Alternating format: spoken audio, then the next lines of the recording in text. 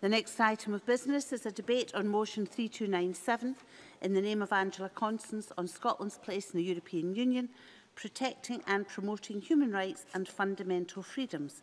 May I ask those who wish to speak in this debate to press the request to speak buttons, and I call on Angela Constance to speak to and move the motion.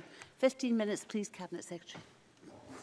Thank you, Presiding Officer, and Happy New Year to you and to members across the Chamber. It gives me great pleasure to open this first debate of the new year, and it is of course both appropriate and symbolic that as we begin 2017, we begin with a debate on human rights and Scotland's place in Europe, a debate that combines two themes of such monumental importance to this country and to its people.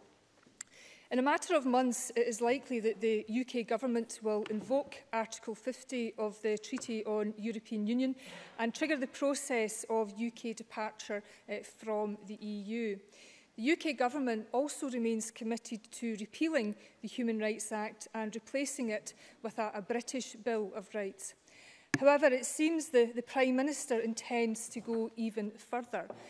What is now in prospect is not just an attack on the Human Rights Act.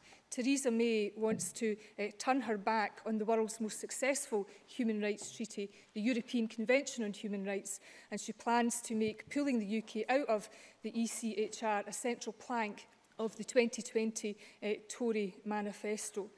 And this, of course, is shocking, but not surprising from a PM who, as Home Secretary, spoke so publicly about her desire to scrap the Human Rights Act. The Foreign Secretary claimed in the aftermath of the EU referendum that the EU government is not intent on pulling up a drawbridge or pursuing a policy of isolationism. But where our fundamental rights are concerned, that seems to be exactly the agenda being pursued.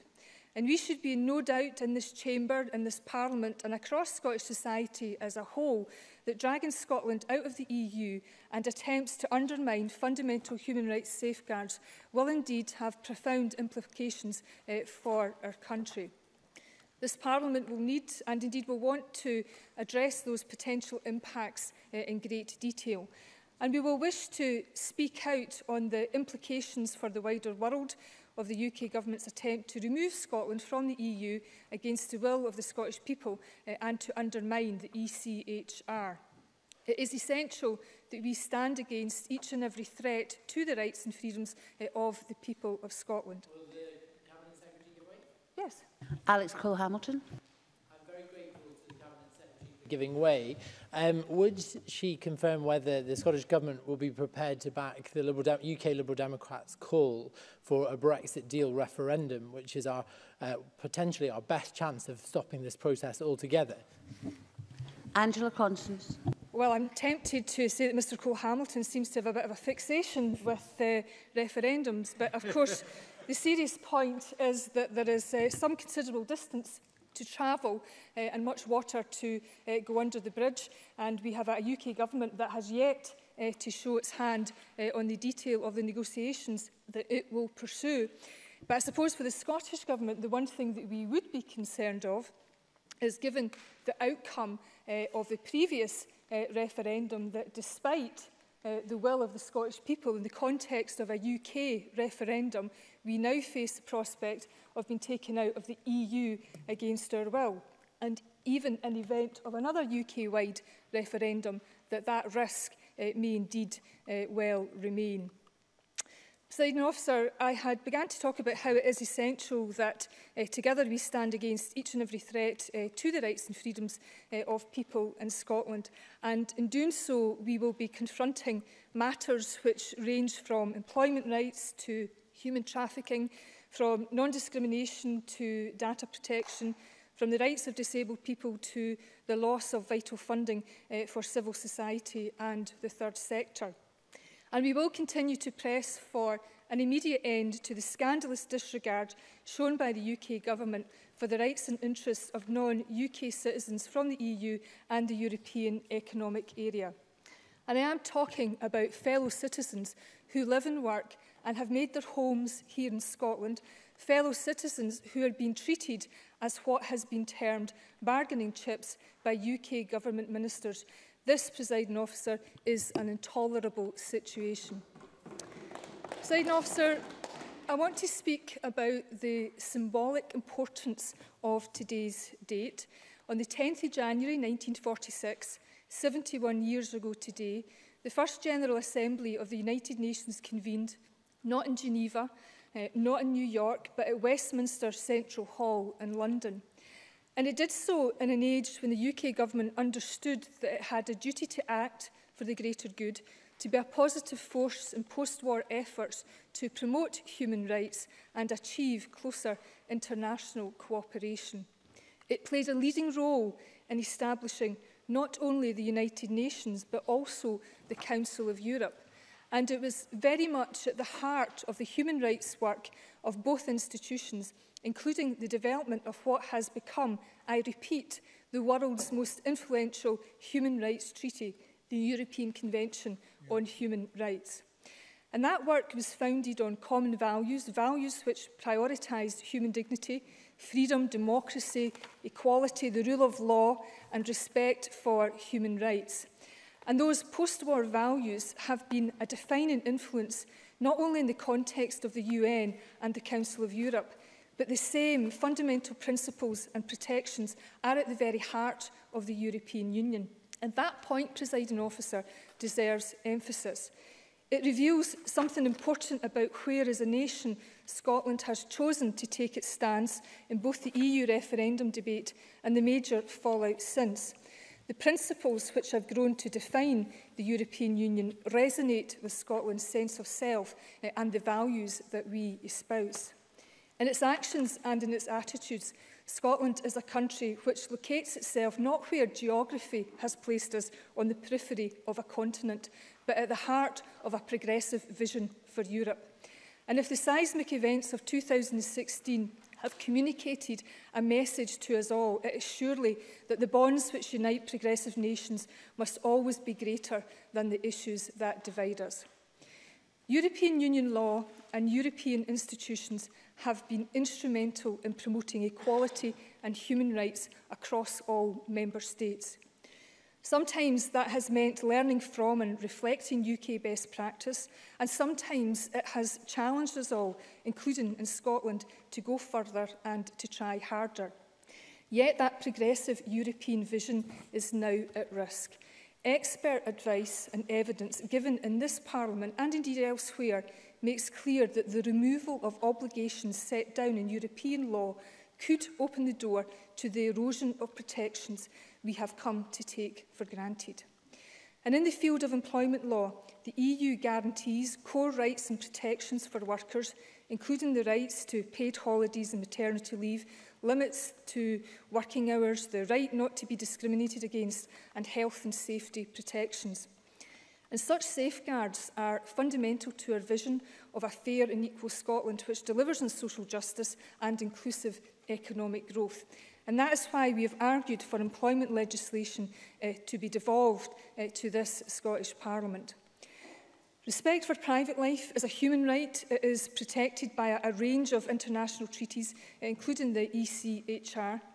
But EU law has made a particular and important contribution in the context of data protection. And, Presiding Officer, we also have to recognise that global concerns are also Scotland's concerns, and notable achievements have also been made in confronting human trafficking as one notable example. Trafficking is an intolerable abuse of human rights prohibited by the ECHR and other international instruments. EU law enhances and extends that core framework by establishing minimum rules which require assistance, support and protection to be given to victims of trafficking. The Cabinet Secretary take an intervention? Certainly. Stuart Stevenson. Does the Cabinet Secretary agree with Winston Churchill, who in 1948 in The Hague said, "A Charter of Human Rights is a sincere expression of a free democracy"? Angela Constance.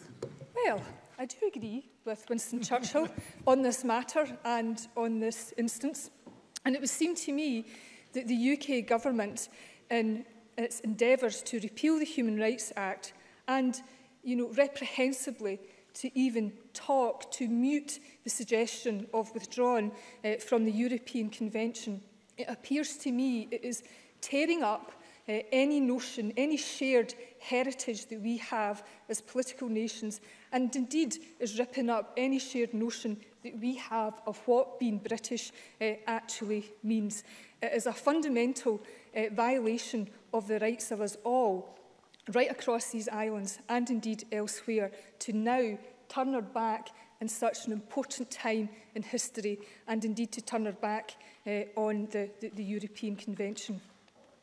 Presiding Officer, as members of this Parliament know, in Scotland those obligations that we have carried forward in our own Human Trafficking and Exploitation Act 2015. And a trafficking and exploitation strategy has been developed with input from a very wide range of stakeholders, and I'm pleased to inform members it will be laid before Parliament by the end of May 2017.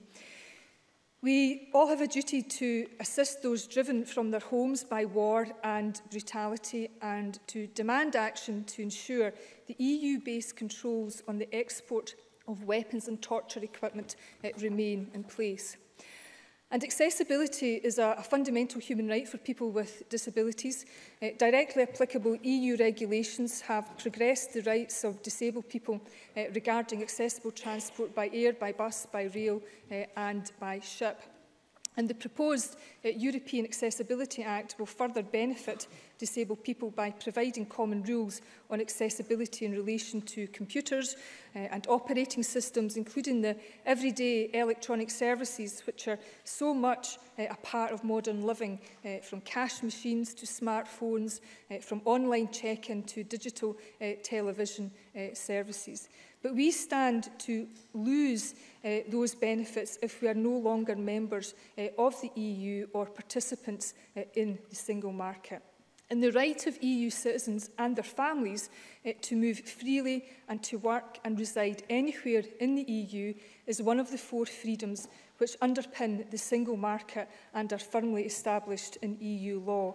That freedom of movement includes important safeguards for the family life of EU citizens living abroad, and extends to members of a family who are not themselves EU citizens and who would receive far less favourable treatment under UK law. Presiding Officer, the current refugee crisis has shown us the importance of working in partnership with EU members to respond to a humanitarian crisis and to ensure that people desperately seeking refuge find a place of safety through resettlement or relocation. And Scotland has opened its arms and welcomed over 1,000 refugees fleeing the violence of Syria. But I am concerned about the future of refugees and asylum seekers. The UK Government will remain a signatory of the 1951 Refugee Convention, but options for family reunion with relatives in the EU may now become far more difficult. And ceasing to be a member of the European Union also means EU funding which supports work to protect and promote human rights and equality in the UK would also end. And this is a concern which I know has been ably articulated by the Scottish Council for voluntary organisations and others across the third sector. So the challenge is clear. There can be no doubt about the principles which are at stake, and no hiding from the potential impacts for individuals and families and communities across the whole of Scottish society. The Scottish Government's approach to securing Scotland's position in the coming EU negotiations confronts that challenge. Our position statement on Scotland's place in Europe, published on the 20th of December, makes clear that there can be no regression in the rights, freedoms, social protection and equality currently secured by EU law. And there must be absolutely no race to the bottom in the UK, and no erosion of the rights of working people, families, disabled people, local communities, consumers or the environment. And in seeking to ensure that Scotland remains firmly part of the European single market, we should be clear that the market is not just an economic arrangement, important though that is. It delivers very real economic benefits, but it also provides a framework that is capable of protecting and advancing individual and collective rights. we have been clear that Scotland must take concerted action, not just to avoid regression, but to ensure that we actively keep pace with future progressive developments across the European Union. Simply avoiding being left behind by our closest EU neighbours is too small an ambition for a nation such as ours, and we must ensure that Scotland's distinctive voice continues to be heard. Presiding Officer, I want to conclude where I began. Our obligation to give further and better effect to human rights for all of the people of our country is central to the work of this Parliament, and that applies across the full spectrum of our work as ministers and as members. But in 2017, it will apply, perhaps above all else, in the context of the crucial negotiations which must now take place with the UK Government and the European Union to secure Scotland's place in Europe. And with that momentous responsibility in mind, I therefore ask this Parliament to reaffirm its commitment to the fundamental principles and common values which unite all progressive nations. And I ask too that we commit collectively and with unshakable resolve to defend not only those values, but the interests and the rights of all people of Scotland. And I move the motion in my name. I now call on Douglas Ross to speak to and move Amendment 3297.2. 11 minutes, please, Mr Ross. Thank you, Deputy Presiding Officer. I'm pleased to open today's debate on behalf of the Scottish Conservatives, and can I take the opportunity to wish you and all parliamentary staff a happy and prosperous new year. For many, the new year signals a new start, a fresh beginning, but it seems to be that old habits die hard for the SNP. Since the end of June, members will be aware that this is the 15th such debate or statement we've had on Scotland's place in the European Union. Instead of using their parliamentary time to debate Scotland's pitiful PISA rankings, or closing the attainment gap, or finding ways to get more girls into STEM subjects, we spent hours upon hours upon hours in this chamber at the SNP's behest talking about the EU. In fact, how many hours? 31 hours since the 24th of June. That compares with 7 hours speaking about education. So that's more than 4 times as much on the EU referendum, to the detriment of something the First Minister said would be her and her government's #1 priority. I'll give way to the Minister. Alistair Allen. I thank the member for giving way. Sorry if this seems a simple question for the new year, but if he doesn't like the Scottish Parliament talking about the consequences of the EU referendum, why did his party have an EU referendum? Douglas Ross.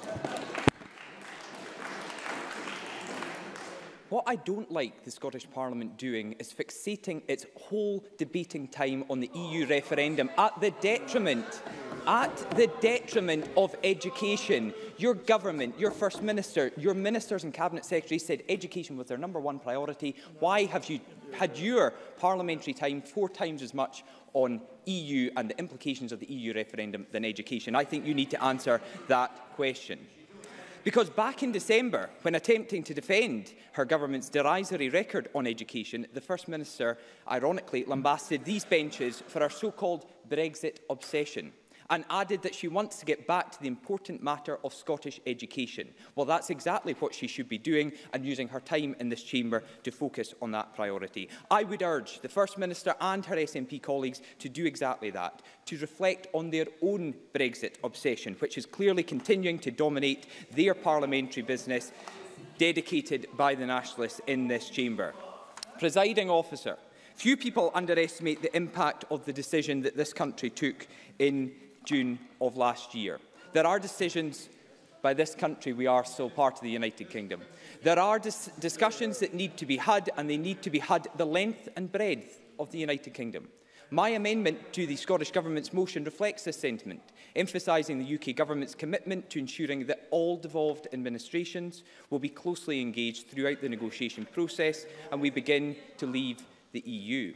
But the SNP's strategy, which it must be said seems to have gone slightly awry on the communications front over the past few days, is to use the outcome of the EU referendum to deflect attention from its own woeful record in government after a decade, while co-opting the EU cause in its bid to secure a second Scottish independence referendum. Something Scotland not only said no to in September 2014, but which opinion poll after opinion poll shows the country has little appetite for, even after the SNP's own material change, the outcome of the EU referendum. Brexit presents opportunities.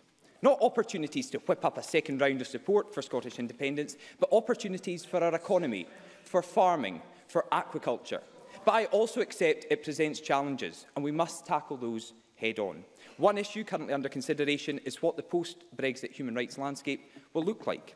And as the negotiation process gets underway, we are committed to protecting human rights. But in order to protect them, we need to have a better understanding of what these involved. I don't often find common ground with the SNP, but its motion is correct, that human rights are universal and inalienable. Human rights, in essence, are moral truths, fundamental, inherent and intrinsic in our society. On this, there is some level of agreement across the chamber. But, and as the Judicial Power Project has emphasised, fundamental human rights are, and I quote, not created by treaties with foreign powers. This is a crucial point. Instead, it's the imperative of the states to both recognise human rights and to give them effect. And this is where I fear my colleagues on the SNP benches have missed the point, because it's not the EU law or the EU Charter of Fundamental Rights or the European Convention of Human Rights which affords us these rights. This mistakenly assumes that the UK would not have acted to secure certain rights but for our involvement in the EU. Not my words, but the words of the Judicial Powers Project. The assumption that there will be a net loss of rights protection following the UK withdrawal from the EU is simply a faulty one. Nevertheless, members will recall that when announcing the Great Repeal Bill, the Prime Minister confirmed that we will convert the body of existing EU law into British law. And following Brexit, that will be secured by I just want to make a bit of progress if I can just now. So following Brexit, this will be secured by a sovereign parliament. The same rules and laws will apply after Brexit as they did before. And any changes to those laws will be subject to full scrutiny and proper parliamentary debate in Westminster by elected representatives of the whole of the United Kingdom, including the 54 or so SNP MPs. I will give way to Mr Finlay. Neil Finlay. Ross has clarified with his colleagues at Westminster, if under the Tory plans for Brexit, he will still be able to exercise his right to freedom of movement and referee football matches abroad to give him a second income. Douglas Ross. Thank you very much, Presiding Officer. I think I've got less to worry about with the UK Government's position on that than the opposition politicians in here who seem to be obsessed with the fact that I have outside interest in trying to do something for the Scottish national game. SNP members are also mistaken if they believe that leaving the European Union means that we will de facto leave the European Convention of Human Rights, for the two are very much distinct. The ECHR is an entirely separate treaty, and Brexit will have no effect on our ability to enforce convention rights in UK courts or in Strasbourg. We can be proud of the leading role the UK played in drawing up the European Convention on Human Rights. And we can also be proud that we were one of the first European countries to ratify the Convention when we did so in 1951. It is important to note that that predates our involvement in the ECC by more than 2 decades. The SNP should stop misleading the public and be clear that leaving the EU does not necessarily mean that we will cease to be a signatory of the ECHR. Further, the UK is not only committed to safeguarding workers' rights, but to strengthening them, with a review announced last year to ensure workers are adequately protected in the era of modern, flexible employment, including zero-hour contracts and self-employment. Let us not forget that under the current regime, nearly 1 in 5 UK employees does not receive protection from the current employment rights law. Brexit will therefore not erode employment rights, but could improve and strengthen them. And on the status of EU nationals, as the Cabinet Secretary spoke about in her speech, it's important to get the message across that while the UK remains a member of the EU, EU nationals who reside in the UK will continue to have the same rights that they have now. The Prime Minister has been clear that she wants to protect the status of EU nationals here. The only circumstances in which that would not be possible would be if British citizens' rights in other EU states were not guaranteed in return. In fact, the presiding officer, and please forgive me for using the expression, while the SNP certainly talks the talk, sorry, I've got to make progress. We've only got a couple of minutes left. While the SNP certainly talks the talk, it by no means walks the walk. Speaking ahead of the 2014 independence referendum, none other than the current Deputy First Minister at the time, Nicola Sturgeon, used the 160,000 or so EU nationals in Scotland as her own bargaining chip over the EU membership, saying that if Scotland were outside of Europe, they would lose their right to stay here. No, I wasn't going to let you in on my point last time, I'm not going to let you in now. And that's not the only example of the SNP's astonishing hypocrisy. Take, for example, the SNP's illiberal, evasive, overarching and deeply flawed name person scheme, which was found to be in contravention of ECHR Article 8, the right to respect for private and family life, last year in the UK Supreme Court. The Court's decision emphasised that, and I quote, information could be disclosed to a wide range of authorities without either the child or young person or their parents being aware of the interference with their Article 8 rights, and in the circumstances in which there was no objectively compelling reason for the failure to inform them, meaning that Part 4 of this Scottish Government's Children and Young People's Act did not satisfy the requirement of being in accordance with the law.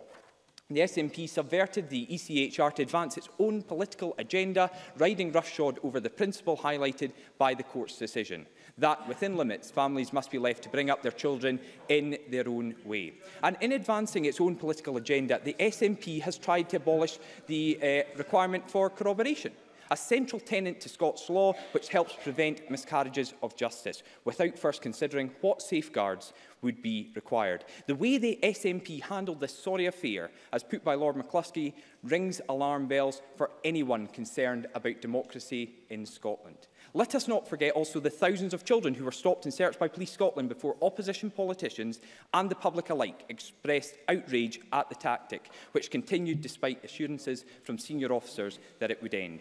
And it's also worth mentioning that my SNP colleagues are trying to overturn the democratic will of the people in not one but two referendums. Deputy Presiding Officer, before the SNP start mudslinging about leaving the EU and so-called erosion of human rights, it believes will inevitably follow, perhaps it should get its own house in order. Quite simply, the SNP are using Brexit as a political football, trying to score points to appeal to the nationalist base and whip up support for independence, something the majority of Scots have said no to and continue to say no to. Leaving the EU will not erode or diminish our inherent human rights, and the SNP needs to stop using such alarmist language to suggest otherwise. It's high time that the Scottish Government starts to act in the interest of all Scots, instead of holding us hostage to the threat of a second independence referendum if it doesn't get its way. As New Year resolutions go, this one would be very welcome from Nicola Sturgeon and the SNP. I move the amendment in my name. I now call Alex Rowley. Around 8 minutes, please, Mr Rowley. Thank you, Presiding Officer. In speaking in favour of the government motion, I would like to start by emphasising the commitment Labour wants to see given to non-UK EU citizens resident in Scotland. In this Parliament, we should be united in our support for the guarantee of future security for all those non-UK EU citizens who call Scotland their home.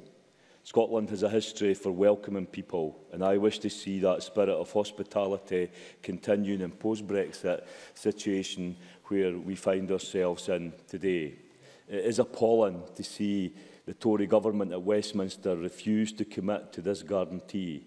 There are non-UK EU citizens living, working and contributing to Scotland up and down our country.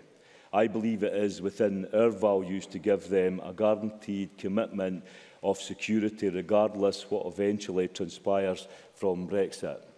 If we are indeed a nation of fairness, justice and dignity, then those values must be upheld and protected in these uncertain times.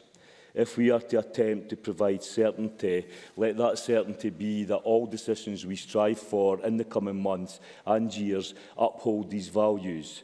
Human rights should be a universal construct, not simply a political one. And at this time of turbulent politics, we must do all we can to defend the fundamental rights we believe individuals should hold. The Scottish Human Rights Commission has warned that human rights protecting fairness, justice and dignity stand to be eroded in the United Kingdom's changing relationship with Europe. The Commission wants to see the laws and institutions that protect our human rights strengthened, not weakened, and change to be progressive, not regressive, enhancing human rights protection for all. The Labour Party in this chamber and across the country, indeed across the UK, agrees with this view. And Labour is committed to standing up for people's rights. That is why we brought in the Human Rights Act, and we will fight any attempts to water it down or water down the protection it brings. The Human Rights Act brings our rights home, giving our most vulnerable citizens a powerful means of redress and protecting us all against the misuse of state power. The European Convention on Human Rights is not something that was imposed from abroad. It was drawn up by British lawyers, drawn on the British philosophy and the understanding of our laws to set international standards of respect for common humanity after the Second World War. The main reason the Labour government ensured that the European Court of Human Rights was incorporated into British law with the passing of the Human Rights Act 1998 was to ensure that British people could argue for their rights in the British court. This means that cases dealing with violation of human rights could be tried and resolved here before, if necessary, going to Europe. The Labour Party has always been committed to the protection of fundamental rights for citizens, and we will continue to argue that there should be a positive case made to ensure that there is no wearing away of rights that people hold. However, it is evident that when we leave the EU, there is an assumption that the Charter of Fundamental Rights will cease to be binding. This raises concerns as it enshrines some of the basic legal rights of EU citizens and residents, especially those rights within the scope of EU law. In particular, this could affect protections and remedies in areas of privacy, data protection and a fair hearing. And it has been noted that there is also the potential for a fuller protection of social rights found within the Charter to be at risk. I hope that we can work together to safeguard the rights and protections that are currently held by citizens in post-Brexit Scotland. I do not want to see Scotland, or indeed a UK, that is left behind the rest of Europe. I have previously made clear that I would like to see the areas currently governed by EU regulation to be returned to Scotland rather than the UK when we leave the EU. This would include human rights and the social chapter of European law. I hope both the Scottish and UK governments will work to ensure that this happens. We must explore the mechanisms necessary for this to take place in order to see human rights and social protections coming down from Europe to be within the jurisdiction of this Parliament and of Scotland. While it is essential that we discuss the impact of leaving the EU and what that will have in terms of human rights for Scotland, it is also worth taking this opportunity to note that we can do more here in this Parliament on human rights. The Scottish Human Rights Commission, in their report to the United Nations, noted that the Scottish Government must go further on human rights. There are a number of international human rights standards and recommendations that have not yet been met in Scotland. To quote Judith Robertson, the chair of the Commission, she said, "The Commission wants to see progress where it really counts in people's everyday lives. To achieve this, the Scottish Government and Scottish Parliament must go further in systematically responding to the recommendations from the UN and integrating a human rights-based approach into all law and policy making." I hope that we can take these words. Michael Russell. I think the member is absolutely right that that is the opinion of the Commission. I'm sure he would acknowledge that that is also the position of the First Minister, who has made it absolutely clear that that's what she wishes to do, and indeed that is the positive nature of the Scottish Government's agenda to move those rights into law. Alex Rowley. Well, that's to be welcomed. I hope that we can take these words on board across this chamber and recognise that more can be done right now to protect and promote human rights and fundamental freedoms. The Scottish Government has within its capabilities the power to incorporate the UN human rights treaties as directly enforceable in domestic law. I hope that progress can be made on this front, as now is perhaps the most important time to be holding a serious debate on this matter. Now is a time where we must work together as a Parliament to ensure that we do all we can to uphold the values we believe in. Following the result of the referendum, the Poverty Alliance in Scotland stated, "Tackling poverty and seeking social justice is ultimately about solidarity." Whether that solidarity is expressed at the community level, within a country or at international level, it is the bedrock of what is needed for a better society. Presiding Officer, Scottish Labour will stand up to protect and promote human rights and fundamental freedoms. There is much discussion and debate still to be had as we see the terms of Brexit unfold. But I hope that those values of fairness, justice and dignity are considered at every stage of our Brexit considerations. Thank you. We now move to the open speeches. Can I remind members to press their buttons if they wish to take part in the debate? Quite a few members haven't yet done so. We do have a little bit time in hand, so interventions can be taken and the extra time given. And I call Christina McKelvey to be followed by Gordon Lyndhurst. Thank you very much, Presiding Officer, and Happy New Year to you and the Chamber too. Colleagues, what are fundamental human rights? They're the right to life, not to be tortured or enslaved, to liberty and security, to a fair trial, to a private and family life, to freedom of thought, conscience and religion, to freedom of expression, to freedom of assembly and association, the right to marriage and not be subjected to discrimination, to a peaceful enjoyment of your property, to fair and free elections and the right to an education. And when this Parliament and many parliaments across this planet are advancing and consolidating human rights, the UK Government wants to scrap the Human Rights Act and take us out of the ECHR. Maybe some in this place need a reminder of where these rights come from. The UK was the first signatory to the European Convention on Human Rights when it was signed in Rome on the 4th of November 1950. In the early 1940s, British Prime Minister Winston Churchill raised the idea of a Council of Europe. As Europe reeled and emerged from the World War II, hearing some of the horrific details of the Holocaust, that was his first thought: we need to come together.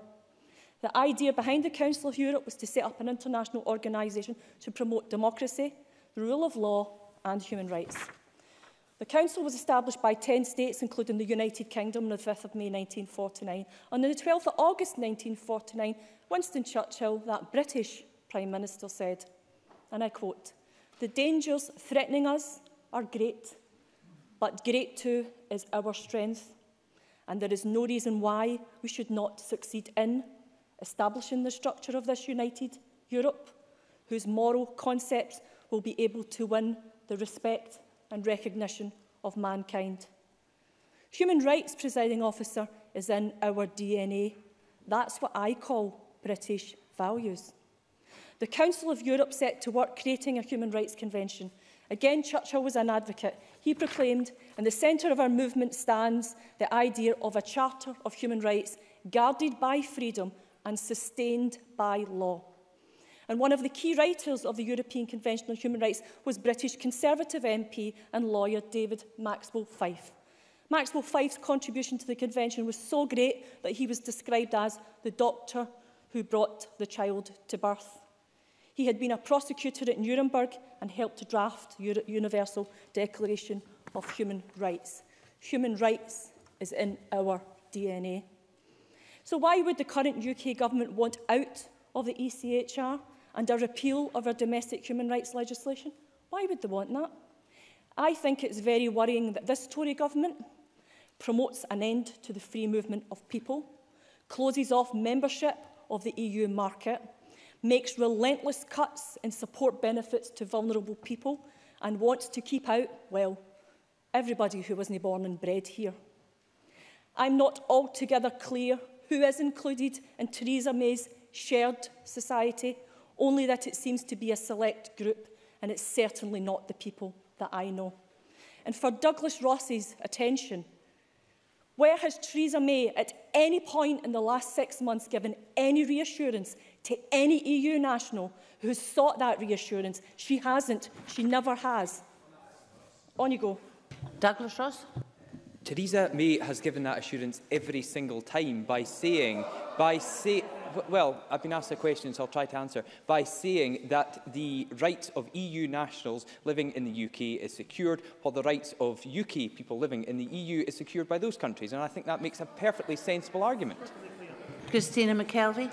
Where and when has she ever said that? Because I've not seen it and I've not heard it, and our government here has asked it. But numbers and numbers of organisations have asked it, and no one has had that answer. She has never given that reassurance. She's given some woolly words about a shared society. Please, let's just stick to the facts. And these rights matter in everyday life. For example, the Human Rights Act has protected victims of domestic violence, has allowed victims of rape to ensure that the police properly investigate the offences. They've been used by disabled people affected by welfare reform, by LGBTI people who have used human rights to overcome discrimination.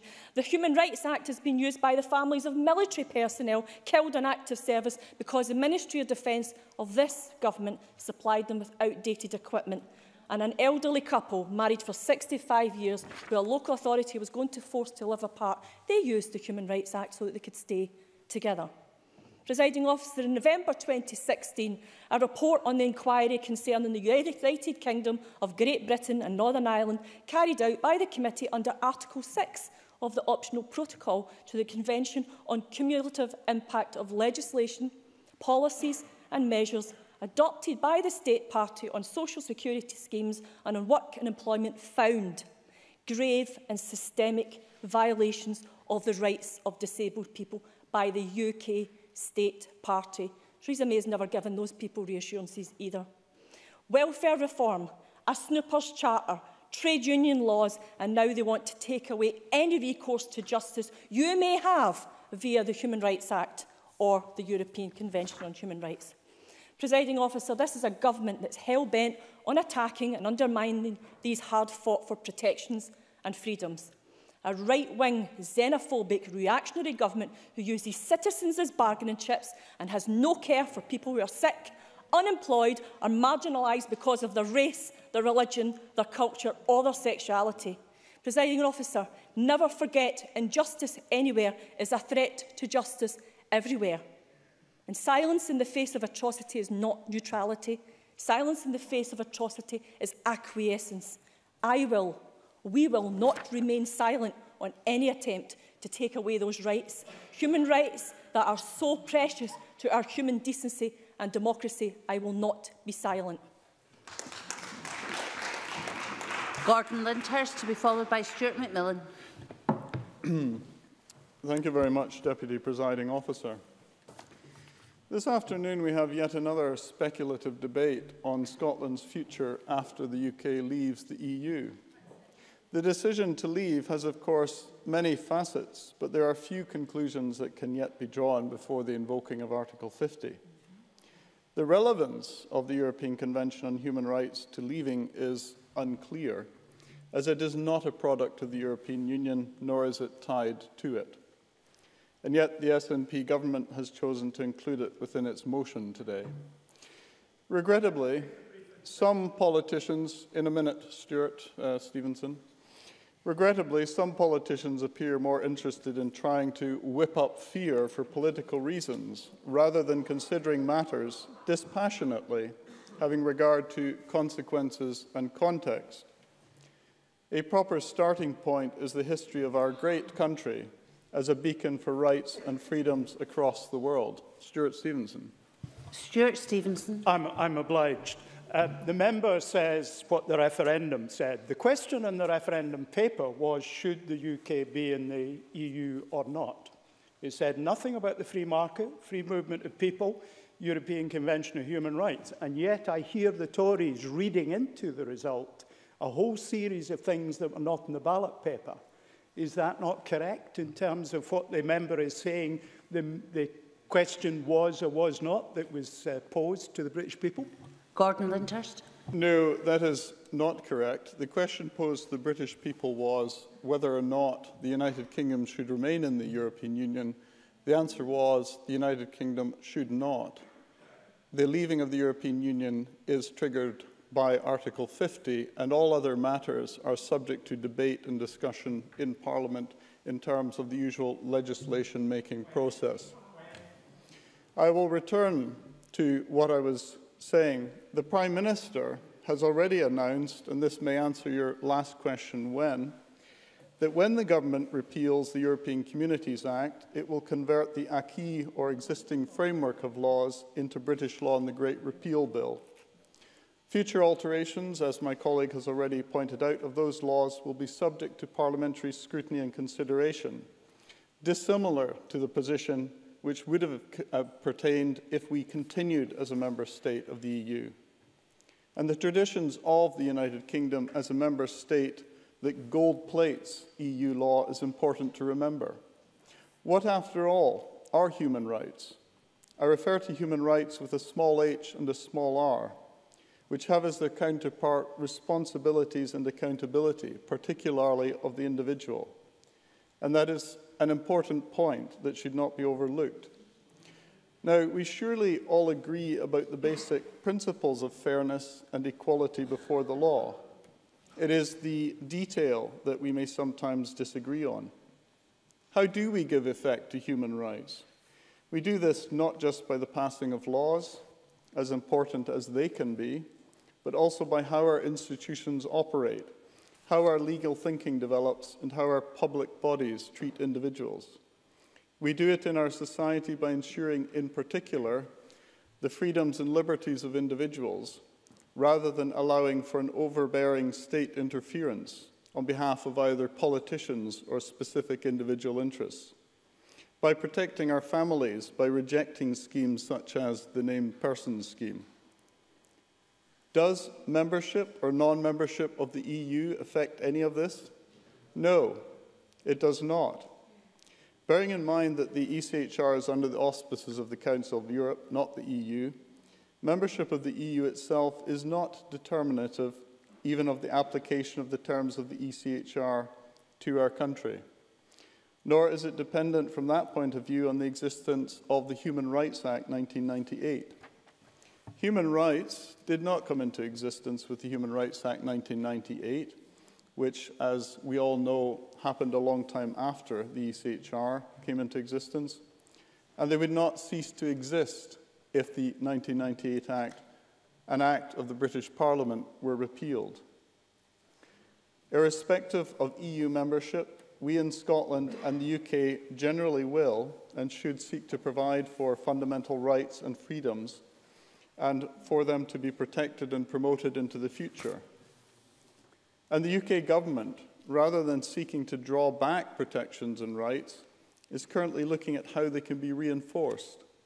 The Prime Minister has recently announced, and this is public and in the newspapers, a review of workers' rights with a view to legislating for the 1 in 5 UK employees who are not covered under existing employment rights law.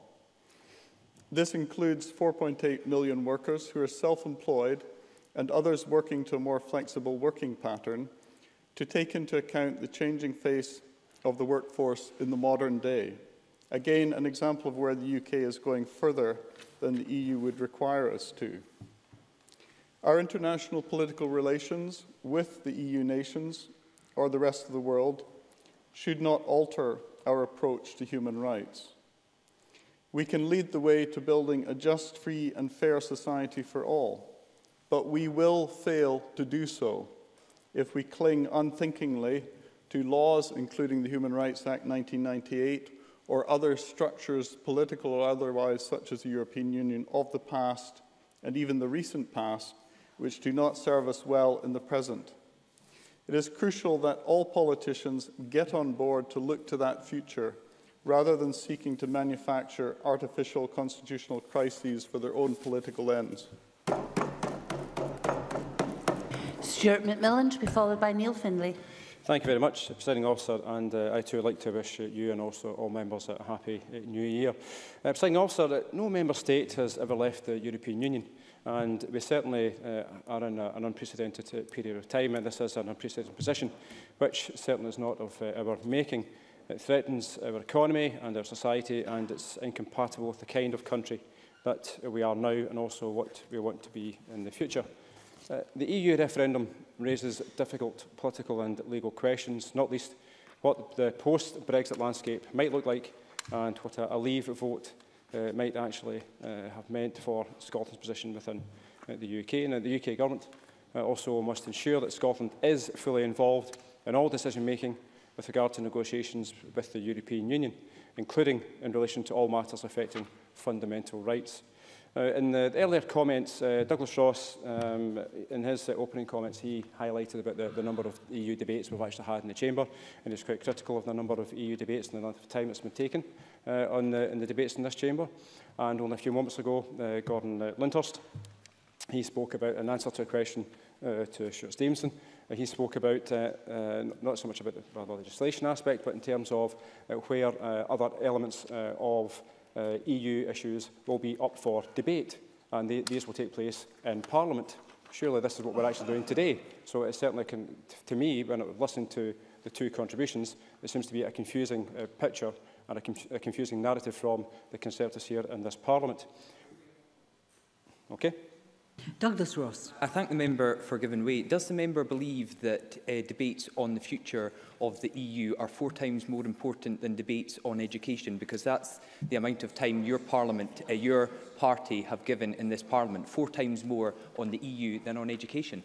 Stuart McMillan. It's one of the most important things that's actually going on in society today. And if Mr Ross doesn't fully understand this or appreciate this, he really needs to get out more. He really needs to get off the football pitch a bit more and get out into the communities and talk to people, because the issue of Brexit, the issue of Scotland and the UK leaving the European Union is actually vexing many, many people across Scotland. And Mr Ross really needs to listen to the electorate that's actually put him in this Parliament and also the Council that he also represents too. Presiding Officer, as a nation, Scotland takes its place not only within the UK but also within Europe. The law of the European Union and human rights law coming from the Council of Europe through the European Convention on Human Rights are also crucial to Scotland. Each of these areas of law restricts the powers of the Scottish Parliament under the Scotland Act 1998, and the Scotland Act directly refers to the European Convention of Human Rights created by the Council of Europe. Now, the ECHR is an instrument that was agreed between many states at the foundation of the Council of Europe in 1950, and the purpose of the instrument was to ensure that every person throughout Europe be entitled to live a life with a certain level of dignity through the protection of fundamental rights and freedoms. And it's worth bearing in mind that historically this came about at a time when states in Europe were emerging from 2 horrific world wars, and we've already heard comments from colleagues regarding Winston Churchill's comments. And the loss of life of millions of people has resulted in a desire to ensure that the human rights human beings never again face the atrocities that occurred during these conflicts. European Union law and the European institutions have been instrumental in promoting equality and human rights across all member states, and yet that progressive European vision is now at risk. Inexplicably, the Conservative Party manifesto for the 2015 UK election included a commitment to abolish the Human Rights Act and create a so-called British Bill of Rights. Now, before the turn of the new year, the Telegraph, not a paper I'm often quoting, but the Telegraph reported that the Prime Minister hopes to put ECHR withdrawal at the heart of a post-Brexit election in 2020. Now, the removal of obligations which are set down in European law could open the door to the erosion of protections that we have come to take for granted. And these rights matter in everyday life. And my colleague Christina McKelvey gave a few examples of when cases were taken to the European courts. Now, the Scottish Government has been elected to take forward a progressive agenda, embedding human rights in everything that we do, not seeking to erode safeguards which matter to everyone in society. People and organisations in Scotland are far more concerned with questions of how to better fulfil all human rights in practice in people's everyday lives. Any action that weakens or undermines participation in international human rights mechanisms, including in particular the Council of Europe and the European Convention on Human Rights, will be resisted at every opportunity. And certainly with that comment I made, I'd like to commend the speech from Alex Rowley earlier on, because I think I can agree with much of what he actually had to say today. I don't always do that with Mr Rowley, but certainly today I certainly can. Now, make no mistake, the strong cross-party support for the ECHR and Human Rights Act in both the Parliament and across Scottish civil society means that consent would not be forthcoming. The purpose of such a Bill of Rights would be very definitely to govern and restrain devolved powers and devolved executive action. Now, the Tories have a reckless ideological obsession with attacking human rights, but their attempt to leave the ECHR and draw up a so-called British Bill of Rights have been utterly shambolic so far. I mean, we know there is this rightward surge of politics taking place south of the border, and clearly the Tories are just following that with their UKIP colleagues. Presiding Officer, any attempt by the UK Government to repeal existing rights would be likely to provoke a constitutional crisis. And indeed, I refer to the House of Lords European Union Justice Subcommittee, which published its report in 2016, and I quote, "The difficulties the government faces in implementing a British Bill of Rights in the devolved nations are substantial. Given the seemingly limited aims of the proposed Bill of Rights, the government should give careful consideration to whether it means unravelling the constitutional knitting for very little." Before she became Prime Minister, Theresa May set out her view of a UK in which Scotland, Wales, Northern Ireland and England continue to flourish side by side as an equal society, as equal partners. Maybe that's what she meant by the shared society. But, well, it's time for the Prime Minister to actually honour these words. The way in which the Westminster Government responds to the Scottish Government's proposals, Scotland's Place in Europe, published in December 2016, will tell us much about whether or not the UK is indeed a partnership of equals. Thank you very much. Thank you very much, Ms Macmillan. Call Neil Finlay to be followed by Sandra White. Mr Finlay, please. Thank you, Presiding Officer.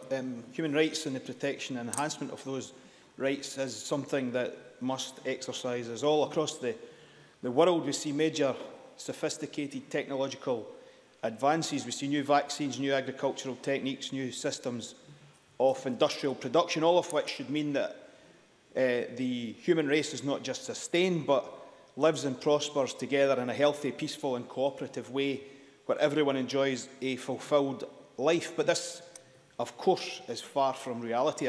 Across the globe, we see human rights abuses taking place, people denied their rights, victimised, subject to oppression, violence, displacement, dragged into disputes over land, resources, religion or ethnicity, with families torn apart and children orphaned. The Arab Spring, encouraged and supported by many in the West, we were told would bring democracy to the region. Instead, it has brought bloodshed, fear, violence and instability. And this is just one example of the many, many conflicts across the globe that impact on the EU, the UK and, of course, Scotland and all of our citizens. As the Syrian, Middle East and North African crises deepen, Europe's response, Europe's response was, yes, to offer some help, but also to erect barriers, to take action to prevent people fleeing trouble spots. We saw increased marine patrols, barbed wire fences being erected, refugee camps forcibly flattened. In many countries we have seen increased attacks on the Roma community, a rise in Islamophobia, racism and anti-Semitism, and the far right on the march, with fascist, neo-fascist, neo-Nazi and extreme nationalists being elected in Greece, Germany, France, Austria, Slovakia, Hungary, the Netherlands and elsewhere. Human rights is one of the great issues of our time. And all of these abuses have not come about by accident.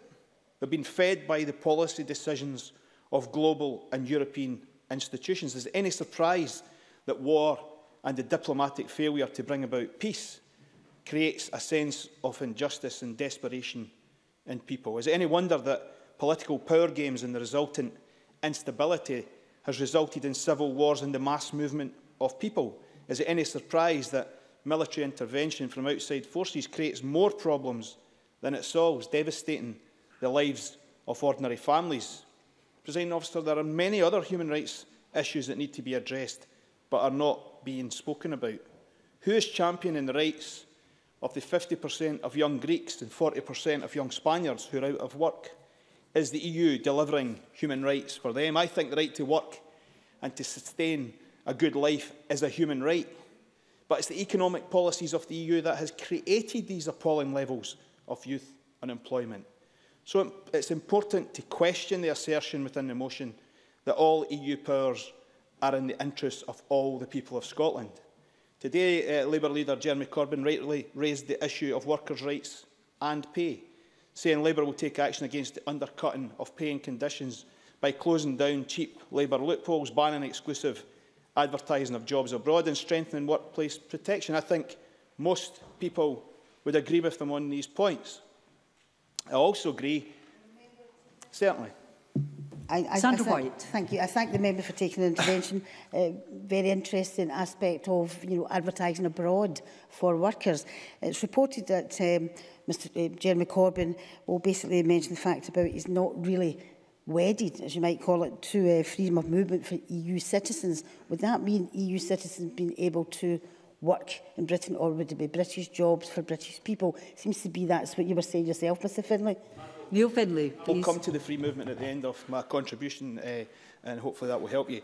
I also believe it's a human right to have a home and not sleep rough in shop doorways, yet we see homelessness on the increase. And the right to food and water is one of the most basic human rights, but across Europe, food bank queues grow, more people in our country go hungry, and countries privatise their water system. And what did the post-crash austerity policies of the ECB and the IMF do to the rights of our fellow citizens? Well, let me tell you, wages were frozen or cut, public sector jobs slashed, pensions and social security benefits reduced, essential civilising public services privatised, the young, the old, the weak and the poor punished by the very people who created the crisis in the first place. Where is the respect for people's rights as all that plays out with all its ugly manifestations? Finally, Presiding Officer, on the issue Sandra White raises, I want to address the free movement of labour issue. I think we need to stop kidding ourselves that this is not an issue here in Scotland. It is. And some want us to believe that this is about protecting people's rights to exercise basic freedoms. It is not. Like the free movement of capital, it is a neoliberal policy designed by and for big business to maximise profit. That's what it's about. Capital is free to move, where it can benefit from low or no taxes and the cheapest labour costs. People often follow to take up insecure, low-paid work. And we then see competition in our communities for jobs, housing, school places and other public services.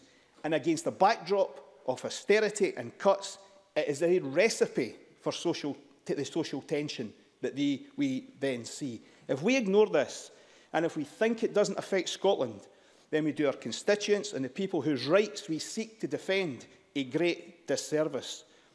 I want all the people in every country of the world to have security and protection and freedom from fear and exploitation. But by seeking to avoid difficult questions, we do our people, the people whose rights we seek to protect in this Parliament, a disservice. Thank you, Mr Finlay. I call Sandra White, to be followed by Ross Greer. Ms White, please. Thank you very much, Presiding Officer.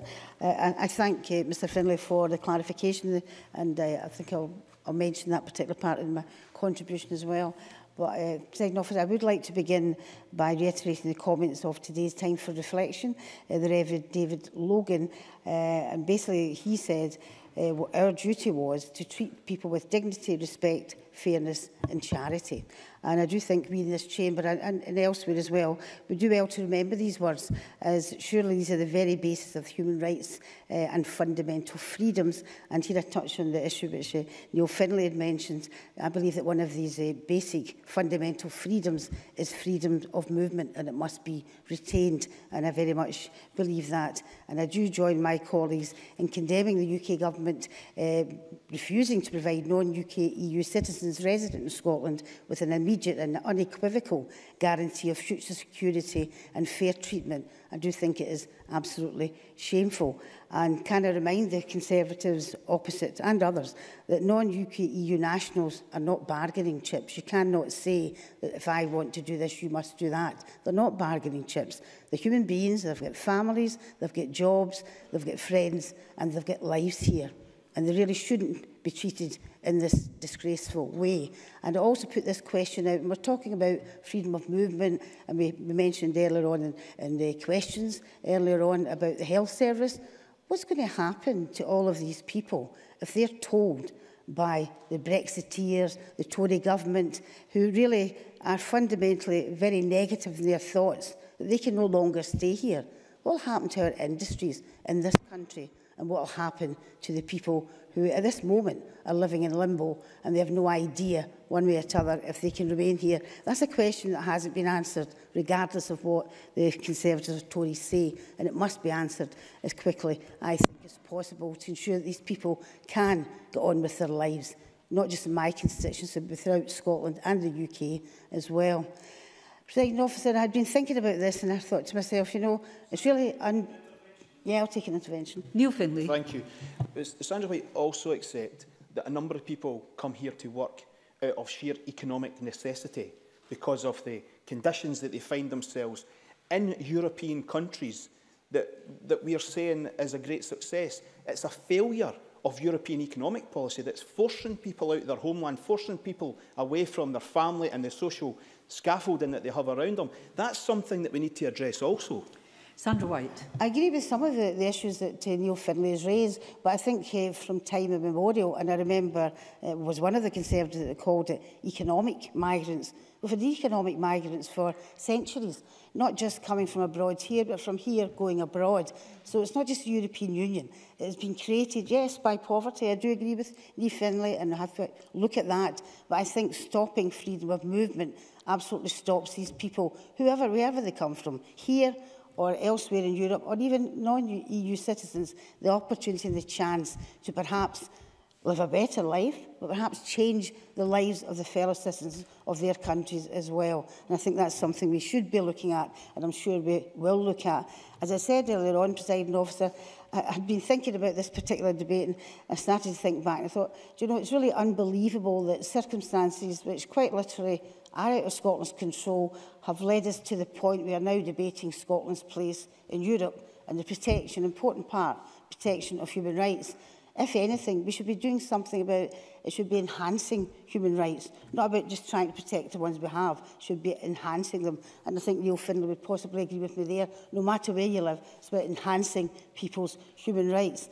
Now, Presiding Officer, a substantial majority of people in Scotland and the SNP government have made it quite clear the preferred option would be to remain a member of the European Union.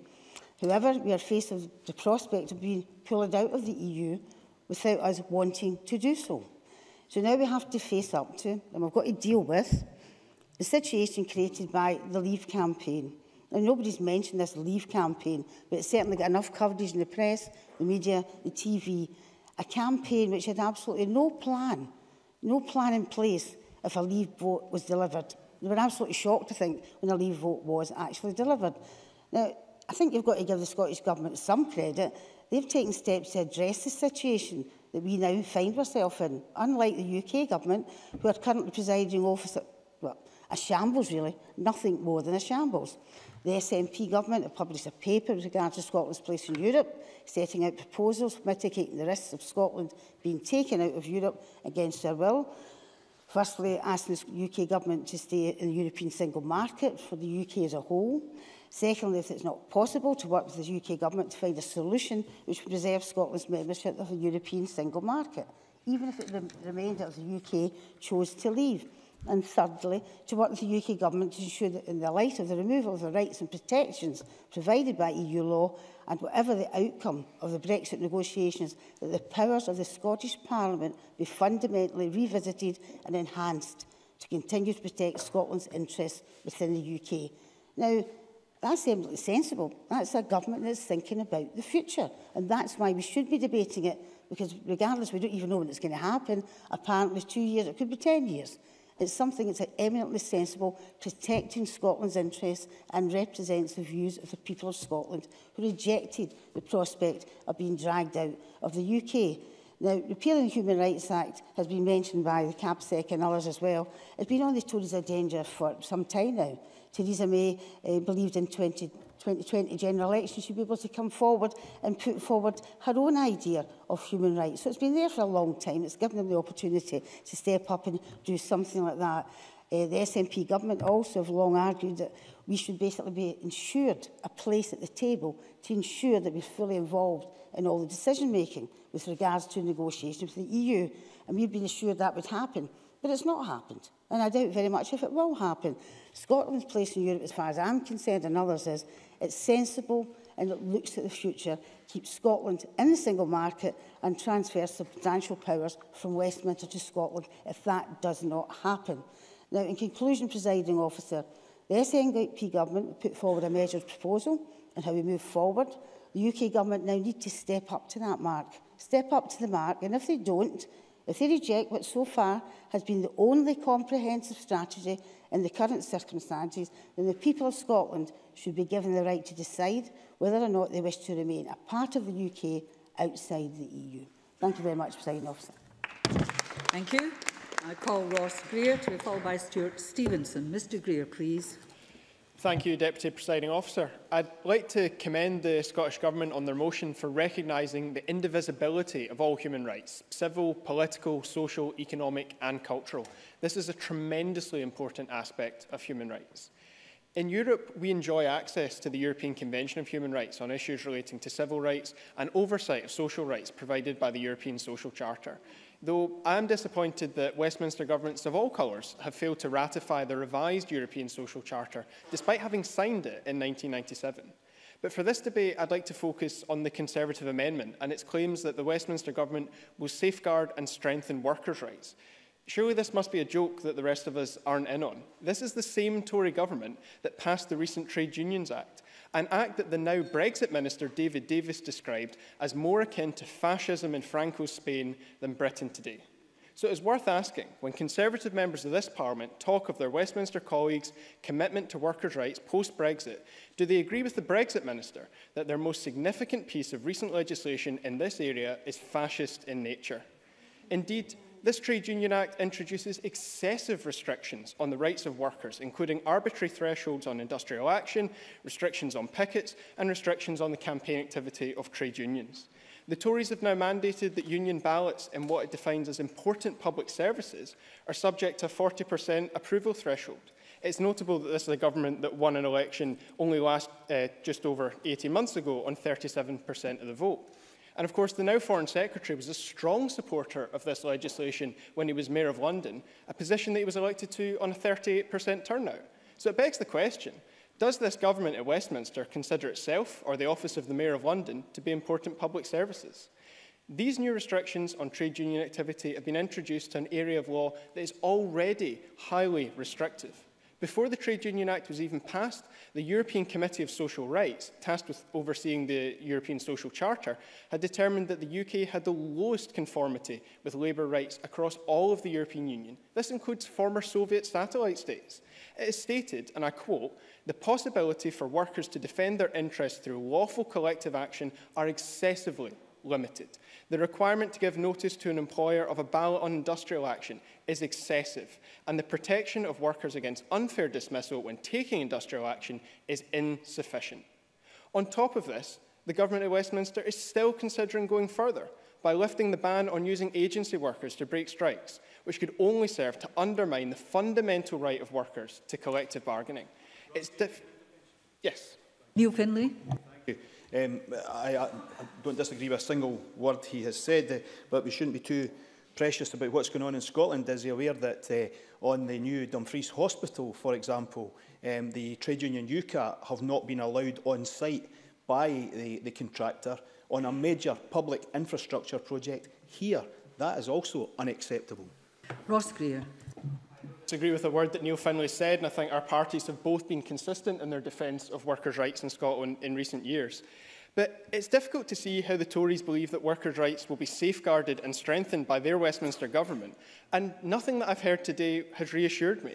We know the European Union has a mixed record on workers' rights. Neil Findlay has brought that up already. But the achievements that we have secured at a European level face a deeply uncertain future in Brexit Britain. And it's not only workers' rights that are at risk. According to an inquiry by the UN Committee on the Rights of Persons with Disabilities, this Tory government has systematically violated the basic rights of people with disabilities. The UN Committee criticised the government for ignoring its own impact assessment, for seeing an adverse effect on disabled people, repeatedly refusing to conduct a cumulative impact assessment, and even refusing to authorise an impartial inquiry into deaths that have occurred following welfare assessments finding people fit for work. This goes beyond negligence. This government at Westminster has repeatedly been warned, not only by campaigners, but international bodies, about basic human rights violations, including people dying as a result of their policies. It is simply offensive for the Scottish Conservatives to table an amendment claiming their support for basic human rights, while their colleagues at Westminster are responsible for reforms which are literally killing people. And they cannot even come to this Parliament today to distance themselves from these changes. Indeed, in the last few days, Ruth Davidson has said that cuts which could see young renters in social housing lose up to a quarter of their support, dubbed the second bedroom tax, are necessary. In Scotland, we are fortunate to have some powers to mitigate these damaging policies. The bedroom tax, the first bedroom tax, has been mitigated, the Independent Living Fund replaced. We are reassured by the Scottish Government's Disability Delivery Plan that it directly responds to the findings of the UN Committee, and we hope that everything possible will be done to prevent and undo the harm caused by Tory government policies in this area. This is certainly an area where the progressive parties of this Parliament will prove a far more effective opposition than the Conservatives. We appreciate the Scottish Government having worked with us when research by the Scottish Greens found that 13,000 sanctions a year could be prevented with the devolution of new powers. But we cannot be complacent, and we cannot pat ourselves on the back. So much more needs to be done. Can the Scottish Conservatives give us their assurance that they'll respect their own amendment and publicly call on their colleagues at Westminster to stop these regressive, damaging welfare reforms? As the Tory amendment notes, the European Union and the ECHR are indeed distinct organisations. Leaving one does not entail leaving the other, which is why we are dismayed to hear that Theresa May plans to campaign to receive a mandate to leave the ECHR as well. Its domestic implementation in the Human Rights Act has been directly responsible for or underpins many rights and freedoms that we enjoy today, whether it's ensuring that employers must respect the wearing of symbols of one's faith, ensuring that disabled people have a say in their care arrangements, or that newspapers, that journalists have the freedom to report on cases that are illegal cases if it's in the public interest. What is it about these cases that the Conservatives dislike so much? Is their opposition to the ECHR even based on fact? Or will they be reduced to once again making up stories about cats, as the now Prime Minister did in her role as Home Secretary? Yet again, this Parliament has to entertain Tory hypocrisy and diversion, and I trust that we will reject it before the end of the day. Thank you very much, Mr Greer. I call Stuart Stevenson to be followed by Alexander Stewart. Mr Stevenson, please. Presiding Officer, the movement for European unity must be a positive force, deriving its strength from our sense of common spiritual values. It is a dynamic expression of democratic faith based upon moral conceptions and inspired by a sense of mission. In the centre of our movement stands the idea of a Charter of Human Rights, guarded by freedom and sustained by law. Winston Churchill, the Congress of Europe, 1948. And Franklin Delano Roosevelt in 1941. Freedom means the supremacy of human rights everywhere. Our support goes to those who struggle to gain those rights and keep them. Our strength is our unity of purpose. So, Presiding Officer, the issue of human rights is hardly a new one. It would be selfish, wrong, for us to turn our back on hard-won expression of shared values and duties that governments owe to those in whose interests they serve. It would be selfish, it would be wrong to turn our back on international treaties. We would certainly undermine their value and their applicability and the respect they have by retiring from signatures. Rights without law, law without enforceability, enforcement means no rights. So, Presiding Officer, the debate today, which is about leaving the European Union, it is about our rights, is of course an important debate. And it's one which we can have in this Parliament, but they seem reluctant to have in the Parliament which also purports to represent us further south. Now, a little bit of the history of how we got to where we are. I, like a couple of others in the room this afternoon, was born and brought up in the immediate aftermath of the Second World War.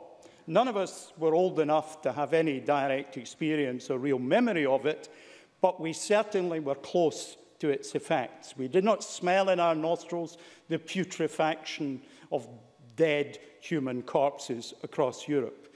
We did not hear the booming of the guns, the clashing of explosions. But we are lucky that we were born after that war into a world determined to step away from the economic and social chaos that authoritarian regimes brought us, and in particular, the desolation that came from the Holocaust. I was old enough to remember on the Brains Trust on Sundays watching Jakob Bronowski, who was a Jew who'd escaped from the horrors of the Holocaust and come to the UK to seek refuge, because the UK has a long and honourable tradition of providing refuge to people from across the world, which the present Tory government would appear to want to put under threat. And Jakob Bronowski, and I've referred to it before in a previous debate, had for me the most moving piece of television in his series, The Ascent of Man. He is standing at a concentration camp in Poland, and he leans forward to pick up some mud from a puddle. And he looks at the mud in his hand, and with a slow move to camera says, "These are my relatives." Because his relatives all died in the concentration camps. So if we wonder why human rights matter to us, we only need to think of what the denial of human rights in Nazi Germany and the attrition against an entire community caused for those people and for all of us. There were hundreds of innocent, terrified people being herded into the gas chambers. Today, we can barely imagine that such a thing would happen. But if, as Gordon Lyndhurst would have us do, we reduce human rights not to capital H, capital R, but small h, small r, we're on the first step of a long road, I accept, in a relatively democratic country. The UK is not fully democratic because the majority of our legislators are not elected. I'll come in a moment. But a dangerous step away, because as Edmund Burke said, laws, like houses, lean upon one another.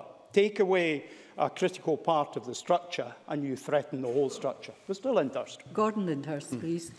Does Stuart Stevenson accept the historical fact that the atrocities he refers to that took place in the concentration camps and so forth happened under the auspices of a government elected under a constitutional framework that included the Weimar Constitution, which was set out to guarantee rights and freedoms, and therefore that is not the issue at debate here?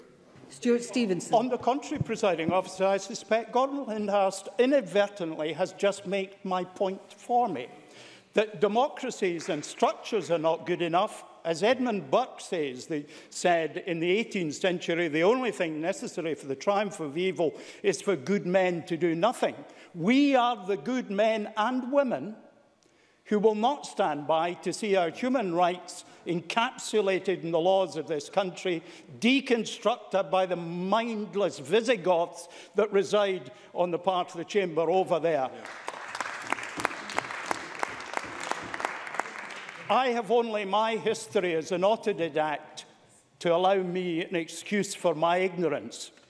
I don't know what excuse the Tories have for theirs. Presiding Officer. Thank you, Mr Stevenson. Paul Alexander Stewart, followed by Claire Hawkey. Mr Stewart, please. Thank you, Deputy Presiding Officer. I may be slightly incapacitated due to a back problem, but I am very glad to be here today to participate in this debate. The vote to leave the European Union was not a vote to water down or undermine the fundamental rights and freedoms that we in this country are proud to defend. The UK Government has been absolutely clear that it is committed to ensuring that these rights are protected and maintained. The Great Repeal Bill will enshrine all these current EU laws in British law, and therefore all rights and protections are currently come in together during that. The only thing that will change, Deputy Presiding Officer, is that once we leave the EU, the sovereign British Parliament will have democratic oversight of the laws that we will see in British courts, not courts in Luxembourg, enforce our legislation. To that end, Theresa May has guaranteed that all workers' rights will be upheld and that her administration is committed to strengthening these rights. The Prime Minister has ordered a review into workers' rights, which will particularly focus on more modern, flexible working, especially for those individuals who are self-employed or others who want to work flexibly, and that is their wish. Deputy Presiding Officer, the Scottish Nationalist Party's motion today is just another example of their posturing over Brexit. Not so long ago, the SNP sought to weaken and undermine one of the essential pillars of any democracy, the right of a fair trial, by attempting to abolish the practice of cooperation, which sets out the very heart of the Scottish judicial system. This policy was criticised from many organisations in Civic Scotland. Corroboration helps to guard the public against miscarriages of justice shortly, and its abolition would have had serious consequences, particularly for those individuals who work with individuals on a one-to-one basis, from whom such charge may have led to an increase in the number of inappropriate prosecutions. I'll take the intervention. Stuart Stevenson. I wonder if the member could give us his view of the English legal system, which of course lacks that same provision of corroboration. Alexander Stewart. We have, I believe, a different jury system in the situation, but I take on board what you say, but at the same time, you up here attempted to do that, and you have to stand up and recognise that. You cannot hide from it. They cannot hide from it, Deputy Presiding Officer. Thank you. In 2015, Lord McCluskey, a former Solicitor General in Scotland, observed that the way in which the Scottish Government has gone about trying to impose this change rung alarm bells across many sectors within Scotland. Their approach to this issue has sadly proved to be indicative of their style of government. Deputy Presiding Officer, I would also like to address the issue of the European Convention on Human Rights, which, as has been mentioned, is fundamentally separate institution to the European Union, and that our leaving the EU does not automatically mean that we will leave ECHR. Any such decision seems to be something that will be considered post-Brexit. Deputy Presiding Officer, I do think it is implicit in the defences of the nationalists and others from the left of the political spectrum, where they mention and they've criticised where we are. There is an assumption that Britain is somehow not responsible enough to be trusted with the human rights of our own citizens. This suggestion strikes me as utterly ludicrous. Thank you. Pauline McNeill. But would it not be fair to say that sometimes governments of all shades and opinions are irresponsible? This Parliament had to legislate based on the Convention to allow every citizen the right to have a lawyer present. And that was based on the Convention of Human Rights. So sometimes we do get things wrong. Alexander Stewart. We have an independent judiciary. That's why it's independent, because it manages that situation.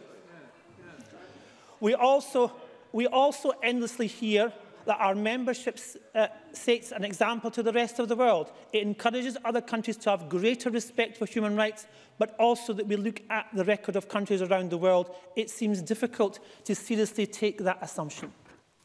What we do want to see is the strengthening of these rights, not the weakening of them. Moreover, Deputy Presiding Officer, while today's statement criticises the UK Government for not giving European Union citizens leave currently living in Britain and unconditional leave to remain. It is the fact that the Scottish National Party are the one who've been playing politics with people's lives. As I've mentioned before in this chamber, though I think it bears repeating given the current situation, that the former SNP in the referendum campaign, the now First Minister, threatened EU nationals' right to remain in an independent Scotland. Nicola Sturgeon said, and I quote, "There are 160,000 EU nationals from other states living in Scotland. If Scotland was outside Europe, they would lose the right to stay here." That's her quote. In sharp contrast, Deputy Presiding Officer, Theresa May has absolutely unequivocally indicated in her commitment to guarantee the future residency of those living in the UK from the rest of the EU, so long as a reciprocal arrangement can be agreed to allow Britons living in other parts of the European Union to continue to do so. It is the European Union leaders who have failed to accommodate these responsible and requests before we start triggering Article 50. As I've said, Deputy Presiding Officer, I am glad to be here today because, in conclusion, Britain's vote to leave the European Union was not one to undermine or weaken human rights and workers' protections, but rather to see greater national democratic oversight, to see and to have decisions over the implications taken closer to home. That's what the people wanted, and that's what they will get. I support the amendment in Douglas Ross's name. Thank you, Deputy Presiding Officer. Thank you. I call Claire Hawkey to be followed by Alec Cole-Hamilton. Ms Hawkey, please. Thank you, Presiding Officer. Without the benefit of EU human rights legislation, there's a strong possibility I would not be here in this chamber. And it's not a stretch of imagination to say that many other women MSPs may not be here today either. EU legislation ensured that my rights as a woman, an employee and a parent are all protected. In my working life before coming to Parliament, I was protected from employment practices that would have discriminated against me and my family in the workplace. These rights continue to protect people in all walks of life every day to ensure that equality is maintained, discrimination is tackled, and above all, fairness is enshrined in our legal system. In the workplace, women are more likely to be in part-time work, with 40% of us working part-time compared to 12% of men. The EU has helped part-time workers gain equal pay and benefits to bring them in line with full-time colleagues. This, like so many progressive European policies, helps us all, but benefits women and children most. EU law underpins the rights for women to get paid time off for antenatal appointments. It safeguards the rights of pregnant women in the workplace, and it also guarantees maternity leave for mothers.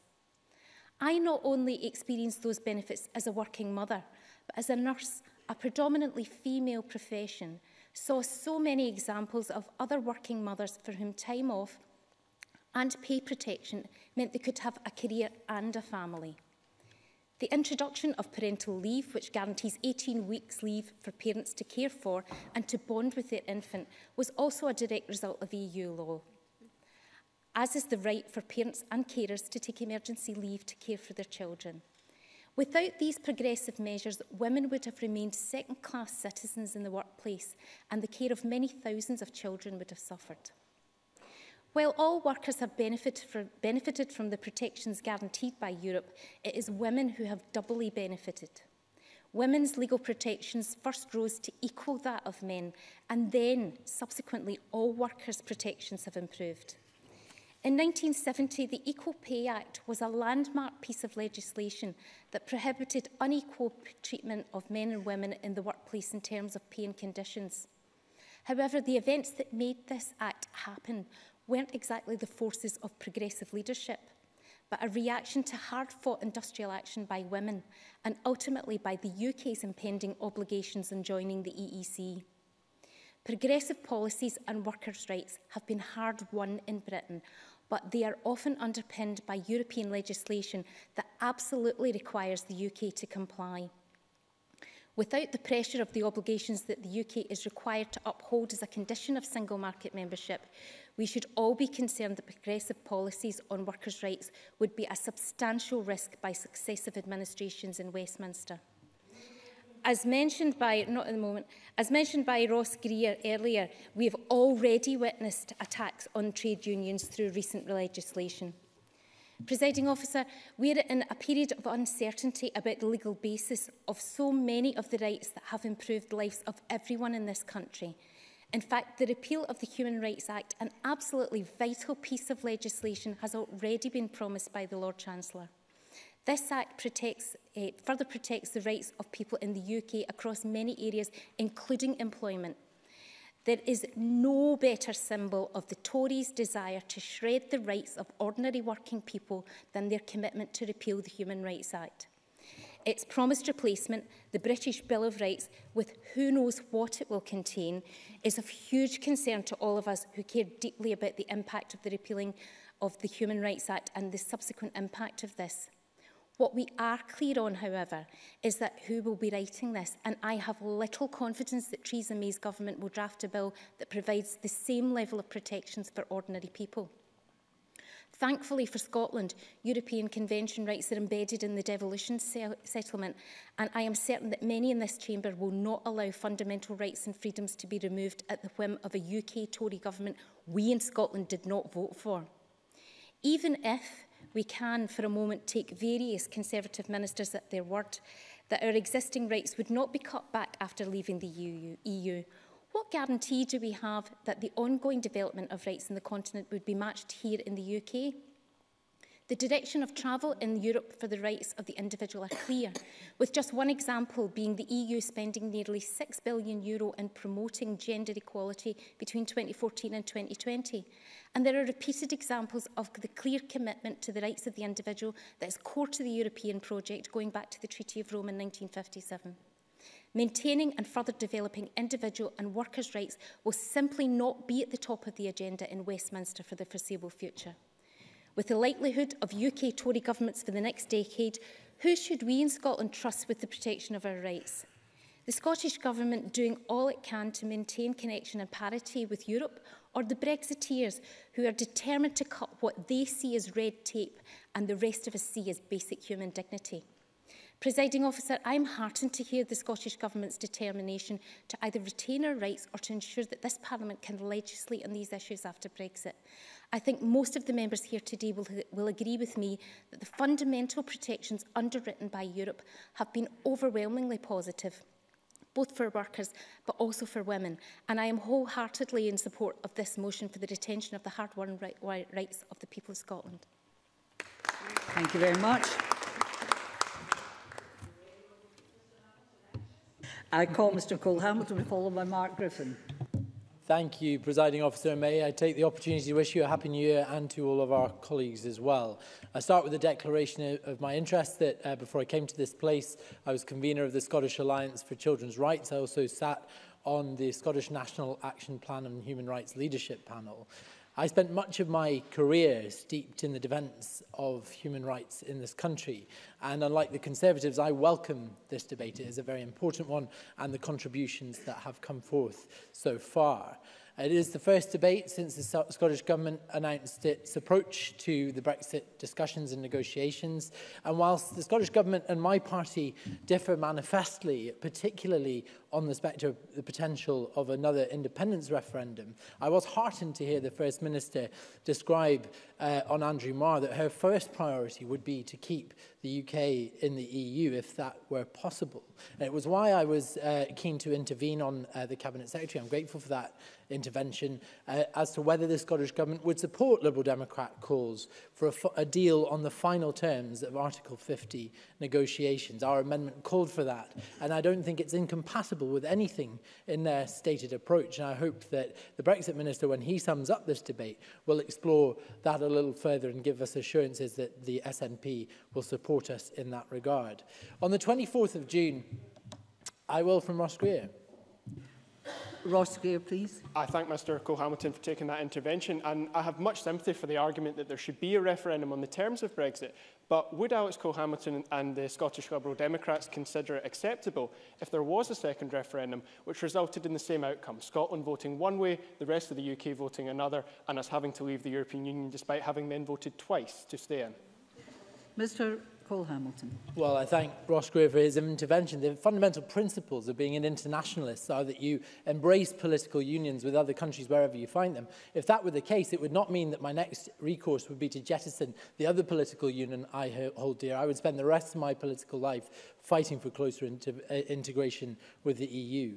On the 24th of June, we saw etched on the faces of so many Leave voters an incredible buyer's regret as the Leave campaign and the Leave case evaporated around them. Now, we accept in the Liberal Democrats that people voted for a departure, but they have not yet voted for a destination. To their credit, the SNP in the 2014 referendum produced a white paper delineating what an independent Scotland would look like, but we saw no such prospectus from the Leave campaign, and we saw pledges jettisoned within hours of that result.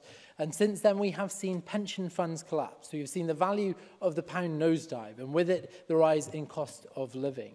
And while the original Brexiteers have largely quit the field, we see alarms and warning lights tripped and triggered in every aspect of our economic outlook. The experts we were told to ignore by Michael Gove are back, and they look terrified.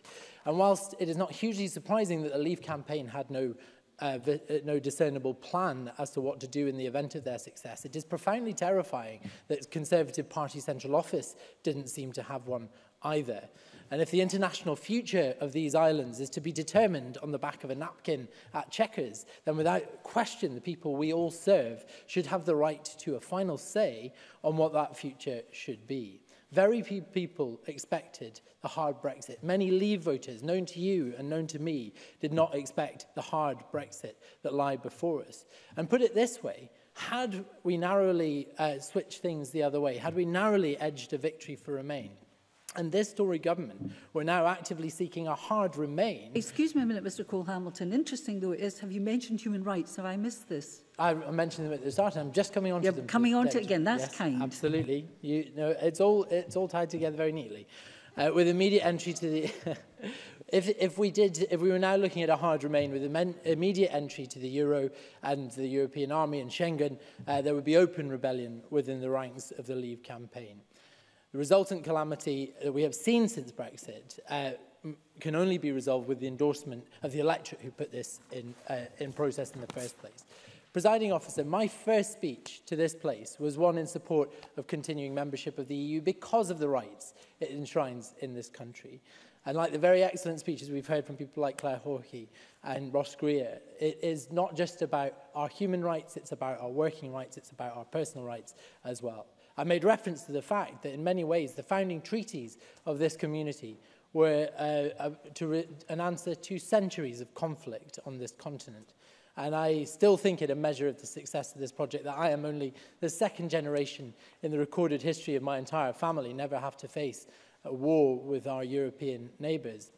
But it's not only warfare that this European project stood to answer, but internment, forced labour, and genocide, and with it, conventions and treaties that enshrine our rights and freedoms. And the epicentre of this is the Treaty of Rome in 1957, the free movement of goods, people, capital and services, the most important charter for freedom our world has ever seen.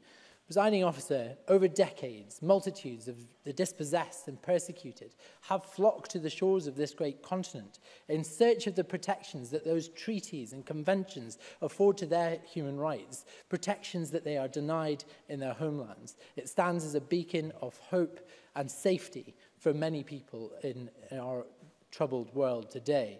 And presiding officer, whilst we withdraw from Brexit, only the Charter for Fundamental Rights will be the first casualty of it. To withdraw from any rights institution is to diminish us as a nation. But so too does our reluctance here to enshrine the international treaties into Scots law that we are still missing. Now, I have spoken many times in this chamber about our failure to incorporate the principles of the United Nations Convention on the Rights of the Child into Scots law, and by so doing, we deny every child growing up in Scotland access to justice through the courts, should their rights be so impinged. I was very interested to hear Mike Russell's intervention earlier, to wit, he said that we would be seeking to incorporate principles like those in the UNCRC. I hope in his remarks at the end he will confirm that he intends to incorporate the UN Convention on the rights of the child into Scots law. As Alec Riley said, Presiding Officer, the Scottish Human Rights Commission advised that the best way to counter any threat to the treaties and freedoms we enjoy caused by Brexit or by anything else is to look inwardly about those steps that we can take within the competence of this place to improve the rights of our citizenry through the existing powers available to us. And that is why the Liberal Democrats will support the government today, but we will reject the Tory motion. So thank you very much. Thank you very much. I call Mark Griffin to be followed by Ben McPherson. Mr Griffin, please. Thank you, Presiding Officer. I think it's right that we restate our commitment to human dignity and to acting at all times to respect, protect and promote human rights. The human rights set up and its relationship with Brexit is complex. Brexit will lead to us leaving the EU, and so we won't be signed up to the Charter of Fundamental Rights of the European Union. Until and unless we decide otherwise, the European Convention on Human Rights will still be applicable through our membership of the Council of Europe and the Human Rights Act. It's not clear what the impact of Brexit will be on equalities and human rights, or what Brexit negotiations will mean for those protections. The Charter of Fundamental Rights of the European Union includes a broad range of civil, political, economic, social and cultural rights. If the Charter no longer applies in the UK as a result of Brexit and no changes are made to compensate, there will be fewer human rights limits on both the UK and Scottish Parliaments. According to what we know now, the Great Repeal Bill is meant to repeal the European Communities Act 1972. But the Scottish Government has said in answer to parliamentary questions that it's not yet received any information regarding the Great Repeal Bill, and so I would say that it should use its meetings of the Joint Ministerial Committee to clarify the protections that will be transferred to UK law.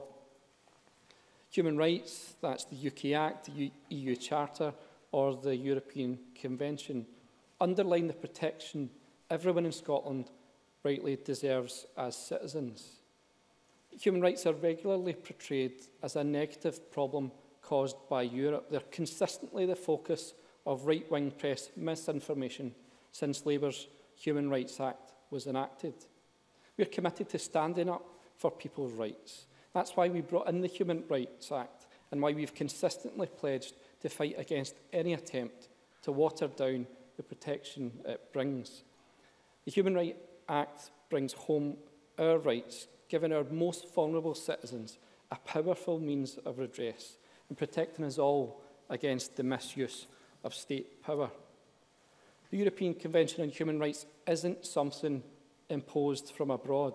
It was drawn up by our lawyers, drawn up on our philosophy to set international standards of respect for common humanity after the Second World War. Our voice in the world is a reflection not only of the size of our economy, but also the moral leadership we demonstrate on human rights. We must continue to urge others to respect the rule of law and the freedoms and rights that every human being is entitled to. But Scotland's place in the UK and the EU was put at risk because of the Tories' reckless Brexit gamble. In doing so, the Tories have been willing to put the future of the UK in danger at every turn, and it's high time they shouldered responsibility for that. And now, because of Brexit, human rights are at risk because of them. But the Tories aren't just content with leaving the EU. They've threatened to scrap the Human Rights Act for years. They promised to in the 2005 general election campaign, again in 2010, and failed to commit to protect human rights in May. We committed to protect the Act and seek to right the wrong for the people denied the basic human right to work by delivering a full inquiry into the practice of blacklisting. The Scottish Government said they would oppose repeal of the Human Rights Act and refuse to consent to its abolition and embed Scotland's National Action Plan on Human Rights and the Sustainable Development Goals into the National Performance Framework. And the Action Plan's most recent progress report called for fundamental steps to enshrine human rights laws into domestic law, noting that this should be done increasingly by 2020. In particular, this focus needs to be underpinned in the Social Security Bill, building out the idea that the system will be built on the principles of dignity and respect. That argument that Sandra White makes on not just protecting human rights, but also enhancing them. The Scottish Human Rights Commission, in a powerful paper on creating a fairer Scotland, said that tackling poverty has to be done with a human rights-based approach. The arguments in that paper are compelling and give meaning to what are complex, abstract legal mechanisms. When key legislation is lodged in Parliament this year, in particular the Child Poverty Bill and Social Security Bill, it's highly likely that we'll revisit these themes so we can best secure and enhance civil, political, economic, social and cultural rights for people in Scotland. Presiding Officer, it's clear that in the coming months, Parliament will consider how it instills the dignity and respect the Government has promised. Considering a human rights-based approach will be an opportunity for the Scottish Parliament to ingrain protections in future laws, and in doing so will allow us to restate our commitment to human dignity and to acting at all times to respect, protect and promote human lives. Thank you, Presiding Officer. Thank you. Ben McPherson to be followed by Liam Kerr. Thank you, Presiding Officer. I don't know how others feel, but in recent times I have never felt such a deep sense of responsibility and such a strong sense of compulsion to stand up for protecting and promoting human rights and fundamental freedoms. Here in Scotland, on this island, around this continent, and throughout the world. And that's why today's debate is so important. Progressive values are under attack in Europe. Liberty is being challenged around the globe. Equality is being questioned. Narrow forces of prejudice and discrimination are playing on fear and economic injustice and austerity to further their own regressive interests. And they are gaining worrying and dangerous traction, whether in the streets or in social media or at the ballot box. The point has been made earlier today that membership of the EU and participation in the European Convention on Human Rights are distinct. This is true and significant. But what is also true and significant is that the entities are profoundly connected. What is also true and significant is that Brexit, which Scotland didn't vote for, and the Tory UK government's determination to needlessly scrap the Human Rights Act, a proposal Scotland also didn't vote for, the truth is that when implemented, these two measures will be seriously damaging blows for the protection and promotion of human rights and social protections, both on this island and beyond. As measures, they will signify a step backwards on a journey and a step away from our fellow men and women. Presiding Officer, I'm very proud to say that I'm an internationalist. Like many others, first and foremost, I believe that we are all citizens of the world. Our characteristics may be remarkably diverse, but our core humanity is the same. And that's what's inspiring about human rights, conceptually, morally, and legally. It is that notion of our shared rights that binds our stories. They articulate our universal bonds. They enshrine our equality. They protect the rights of all, whether friends or enemies, in a true spirit of democracy. From Thomas Paine's The Rights of Man to the American Constitution, from Anthony Eden's signature on the European Convention on Human Rights in 1950 to the passing of the Human Rights Act in 1998 to the creation of this, our Scottish Parliament, in 1999, the protection and promotion of human rights has been a long road forward. So why would we want to turn back now? Especially when there is so much negativity already challenging the progressive liberal values that took so many generations to gain. Presiding Officer, repealing the Human Rights Act would be both wrong and wrong-headed. With Brexit already fanning the flames of regression elsewhere, what message would it send to our fellow men and women struggling to defend their human rights in other countries if the UK, a country who helped draft the European Convention on Human Rights, took the retrograde step of repealing the implementation of these fundamental freedoms into our domestic law. The question today isn't whether we should protect and promote human rights. It's not just that question, but also who is going to make that stand. Joanna Cherry MP, who has been leading brilliantly on these issues at Westminster, has previously asked Prime Minister Theresa May not to bow to Tory pressure from backbenchers to scrap the Human Rights Act. In that same spirit, today I ask the Scottish Tories, in good faith, not to bow to Theresa May on proposals to scrap the Human Rights Act and to challenge her if she is indeed planning on running a 2020 election campaign on the basis of withdrawing from the European Convention on Human Rights. The UK Government's proposal to replace the Human Rights Act, to repeal this internationalist, outward-looking, progressive, important piece of modern legislation and replace it with a potential so-called British Bill of Rights, is inward-looking and reckless, and would be a momentous step backwards for this island and for all those in harsher parts of the world who look to us for democratic leadership and inspiration in their struggles for equality and justice.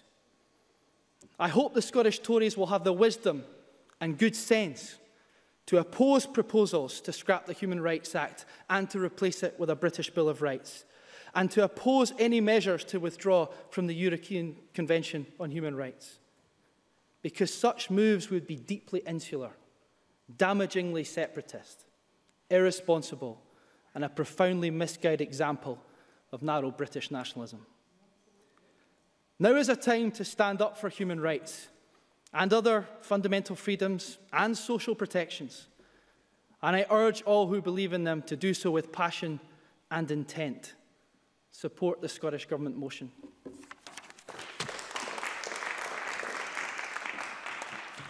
I call on Liam Kerr to be followed by George Adam. Protecting and promoting human rights is not something about which there should be contentious debate. It is right that this Parliament restates its commitment to human dignity and to acting at all times to respect, protect and promote human rights, and reiterates the importance also of freedom, democracy, equality and the rule of law. But I am less persuaded in the merits of a motion running to 267 highly charged, often polarising words, where a simple statement, as I quoted above, would have been an appropriate statement of intention on human rights. It would be foolish and misleading to generate an argument that somehow the protection and promotion of human rights is jeopardised as a function of the people of the UK's decision to leave the EU. Yet that is what is risked by drafting such an extensive missive, the risk of misinterpretation and misunderstanding. The UK is leaving the European Union, but that does not mean that the UK is leaving the European Convention on Human Rights. It does not mean that human rights in this country will by default be reduced or in some way disintegrate. The recognition of fundamental human rights in the United Kingdom predated EU membership, and it will post-date EU membership. Christina McKelvey is right. The United Kingdom was one of the first to sign up to the European Convention on Human Rights, to enshrine rights such as freedom of expression and right to a fair trial across the continent, and establish the European Court of Human Rights. It is entirely separate from the European Union. Brexit will have absolutely no effect whatsoever on the ability in the United Kingdom to enforce convention rights or privileges in the UK. Now, I generally prefer to listen to history lessons from Stuart Stevenson. That sentence is not entirely accurate, but here, by way of reassurance, are some key dates regarding human rights on these islands. 1215, the Magna Carta, 1688 in England and 1701 in Scotland, habeas corpus, 1689, the Scottish Claim of Rights, 1832 Reform Act, 1833 Factory Acts, 1918 Representation of the People Act, 1948 Universal Declaration of Human Rights. I did wonder if I'd get one, Stuart Stevenson. Stuart Stevenson. Interesting that the member omitted 1320 and the letter that the Scottish nobles sent to the Pope to protect the rights of the people in Scotland. Liam Kerr. I thank Stuart Stevenson for the addition to my list of human rights that this country has recognised over a considerable time.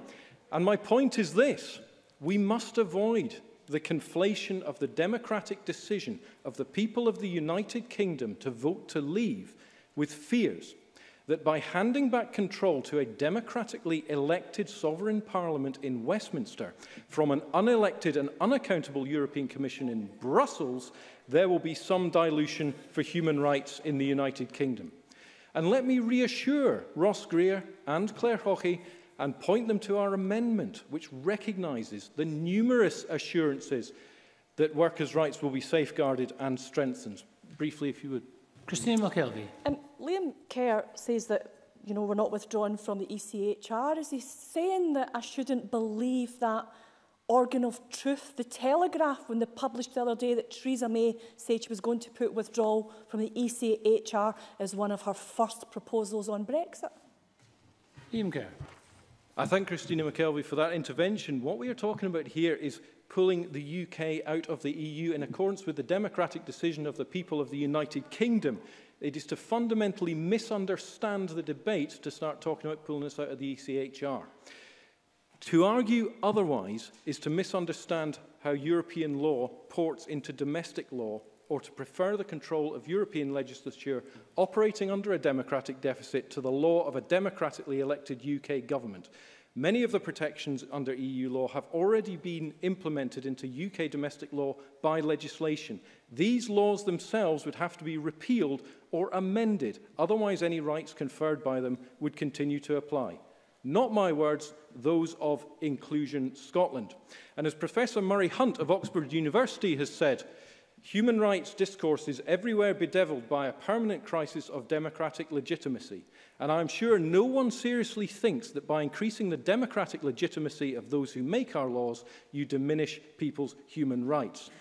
The democratically elected UK Parliament will have the power to amend and improve any law that it chooses. And if the people do not like what is proposed by their government, they will vote them out. That is democracy. I'm afraid not, Stuart Stevenson. As Douglas Ross said, this Parliament has spent 4 times as much time on the EU referendum than on education.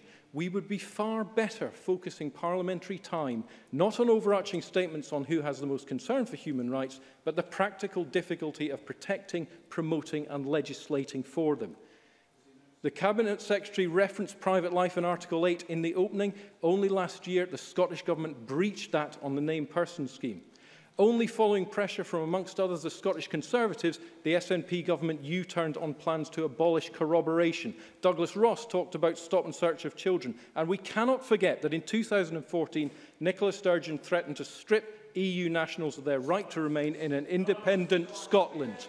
Presiding officer, it is clear to me that human rights are inalienable and irrevocable. We stand here today proud of the history of this nation and its history defending the rights not only of its subjects but people all over the world. Our amendment makes clear the UK government is determined to not only protect but enhance the rights of British workers. And that is why this chamber should give serious consideration to whether it could support an unamended Scottish Government motion today. The human rights of the people of this country are safe now as they have been for centuries, and I commend the Scottish Conservative amendment to this chamber. Call on George Adam, and then we'll move into closing speeches. Thank you, Presiding Officer. And you stay here long enough in this place, you'll hear just about everything from the Tory benches. But this debate, Presiding Officer, is subtitled Protecting and Promoting Human Rights and Fundamental Freedoms. And these rights and freedoms are under threat should the Tory Westminster Government get its desired hard Brexit. And I'll explain to Conservative members why Scotland's place in Europe is so important. This is one of the many reasons a hard Tory Brexit could cost Scotland 80,000 jobs. 80,000 jobs. That would be a further 80,000 Scots pushed into poverty by an uncaring Conservative party. The Tory members in this debate are clearly not of this world, nor do they appear to be aware of the challenges our communities face. But this is the party that gave us the so-called Westminster welfare reforms. where they have victimised people throughout our nation, particularly disabled people. The Tory attack on our disabled have been such that a UN report published on the 7th of November described the austerity policies introduced into the welfare and social care by UK government as amounting to systematic violations of the rights of people with disabilities. The report stated there is reliable evidence that the threshold of grave or systematic violations of the rights of persons with disability has been met in the State Party. The impact of several measures have disproportionately and adversely affected the rights of persons with disabilities. But this Conservative government refuses to accept this and tries to defend their position. While the government, while the government continues to improve and build on its support available to disabled people, it stands by its proud and is proud of its record. Presiding Officer, proud of a record that's bringing misery to many families living with disability. Proud of the record that on more than one occasion has made some disabled people reach such a low point in their life, end up in such a really dark place that they could see no light and consider taking their own life, and in some cases they have. They are proud of that record, and then they ask us to trust them with protecting our communities with human rights post-Brexit. Presiding Officer, are the Conservatives having a laugh? So arrogant and so distant from the realities of life, they can't see the irony of this. Perhaps it's just the case that they do not care. I, for one, will continue to stand up for the rights of people, disabled people in Scotland, and will not allow Westminster bully boy mentality get in the way. Following the results of the EU referendum, the Poverty Alliance expressed a fear that the outcome would potentially weaken the bonds of solidarity that are necessary for tackling poverty. They said, and Alex Rowley has already mentioned this, but it deserves to be mentioned again, tackling poverty and seeking social justice is ultimately about solidarity. Whether that solidarity is expressed at the community level, within a country, or at international level, is the bedrock of what is needed for a better society. We need to ensure that we stay focused on the important people in this debate, and that is the people we represent, ensuring that we can get the best possible deal for them that will provide the type of opportunities that our communities yearn for. This is not a hard Brexit with a weak Tory Westminster government obsessed with immigration because of a fear of Tory extremists on the right of their party. At times like this, we must keep our eye on the prize, and as the First Minister articulated on Sunday's Andrew Marr show, don't disregard Scotland because it's not acceptable to do so. It is now time to prove that how you respond to sensible compromise, consensus proposals that the Scottish Government has put forward will tell us much, possibly everything we need to know about whether Scotland really is an equal partner. Presiding Officer, our First Minister asks a very simple question of Theresa May. Is Scotland an equal partner? And will we be treated as one? There has been promise of full engagement for Scotland before any further actions are taken, but this does not happen in reality. The Scottish Government's proposals, published in Scotland's Place in Europe, is a sensible compromise consensus proposal that sets out how to mitigate the worst damage of Brexit by keeping Scotland in the single market and transferring substantial powers from Westminster to Scotland. The ball is now firmly in the Tory Government's court. They must show some strength and resolve and look to this paper as a way forward. Will it be difficult to achieve many of the points in Scotland's Place in Europe? Probably, but the important things in life are seldom easy. If we believe in the common values in which the EU and the Council of Europe were funded on, then we must fight for those rights. Westminster shows no interest in Scotland or the rights of Scots. As the Cabinet Secretary Angela Constance mentioned in her opening remarks, and this was echoed by Alex Rowley as well, what about the rights of the 181,000 non-UK EU nationals living in Scotland, bringing new skills and expertise and in turn helping to underpin future productivity and growth? All these European citizens, as well as those living in other parts of the UK, should be given an assurance by the UK Government without any further delay as their residency status here is secure. These people are part of our communities, our friends and our neighbours. And no matter how Douglas Ross tries to spin Theresa May's position, she has not offered these members of our community anything. No promises and little hope is all they've had from Theresa May. Where is the commitment from the UK Government on their future rights? Presiding Officer, as I've said previously, we are dealing with the important issues in life, and seldom is that easy. But we must be up for this challenge. The Scottish Government has shown that they are willing to work and compromise to ensure we retain the levels of access to Europe that we need. It is up to us to ensure that we can provide the type of values and support that Scotland believes in, and not listen to the right-wing extremists from the Westminster UK Government.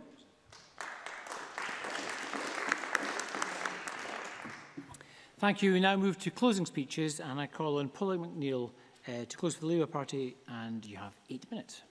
Presiding Officer, Britain's had a long history of protecting human rights and contributing to international jurisprudence. As Bernard Macpherson eloquently said, Britain was the first signature and a key player in the European Convention of Human Rights. But in fact, Britain and Scotland have legislated to protect the rights of women in the Equal Pay Act and the rights of same-sex couples to marry. We've done that without reference to the European Convention on Human Rights. However, if anyone believes that it wasn't because of the constant challenges and decisions made in the European Court, the body of jurisprudence and international law providing the backdrop for that, I think they're very much mistaken. But governments, as I said earlier in my intervention, don't always act in the best interests of people. This Parliament had to legislate for the basic rights of a citizen to have a lawyer present when they're being questioned by the police. And it was a decision of a 7-judge bench in Scotland that was overturned by the Supreme Court, rightly in my opinion, but using the reference of the European Convention on Human Rights. So Liam Kerr is not persuaded by the government motion. But I would point out to the Chamber that the Tory amendment deletes virtually most of the government motion. And it talks about the universal importance of human rights, as if everyone else is in agreement with what you say. Well, it's pretty obvious to me that by its very nature, if it is universal, of universal importance, then by its very nature it has to be the collective experience of countries internationally that creates an international obligation and not an isolated one. I do not believe that you could provide the same level of protection to human beings if we come out of the European Convention on Human Rights. Labour is committed to standing up for it. That's why we brought it in, and we will fight and any attempt to water it down. It may be that the government has, perhaps, and at one point I will agree with, is that they should use more of their time to let us concentrate on the other issues that we want to question them on education and so on. However, there is some unfinished business in relation to human rights in this debate. The only sentiment in the amendment that I can really agree with is that ACHR is a distinct legal structure from the European Union and the Charter of Fundamental Rights. And it is true to say that many people commonly get them confused. So it is leaving the EU that means that we leave the Charter on Fundamental Rights. But I think there is a bit of confusion created by the Tory position itself, because in fact it is the Conservatives who have announced the intention to leave the European Convention on Human Rights. Perhaps this may be where the confusion is coming from, and replace it with a Bill of Rights. The Convention is an entirely sensible statement of principles which should be underpinned in any modern democratic nation. Well, that's a statement from Chris Grayling, the Minister, who has the opening forward statement in the first document where the Conservatives say that they intend to bring in a human rights bill. Well, we've heard nothing since. We've had no detail. We've had no debate about how a Bill of Rights would actually operate. And has it not struck anyone who's arguing for this, but whether it's a Bill of Rights or whether it's a convention, you have to create a body of law underpinned by the basic universal principles of human rights. I actually suggest you might be back to where you started, and perhaps you might as well actually remain within the Convention of Human Rights. Because I think also the UK government and the Tory benches are confused about the question of sovereignty, which they argue. The Human Rights Act does require courts to take into account the judgments of the European Court on Human Rights. As the Supreme Court says on its website, it confirms this, where it says that it is open to any domestic court to decline to follow the Strasbourg decision given reasons. So our sovereignty is not compromised. Before the Human Rights Act, it was not possible for any individual in the UK to challenge a decision of a public authority on the grounds that it violated their rights under the Convention. And as Neil Findlay alluded to, there are many ordinary citizens who had to go directly to the European Court. Not an easy thing to do, takes a very long time, and that is why Labour incorporated it into domestic law. I don't need to go on about the many rights that have been established. Rights for people with disability, pension inequality, the dignity of older people, LGBT rights. All of this is at stake if we meddle with this convention.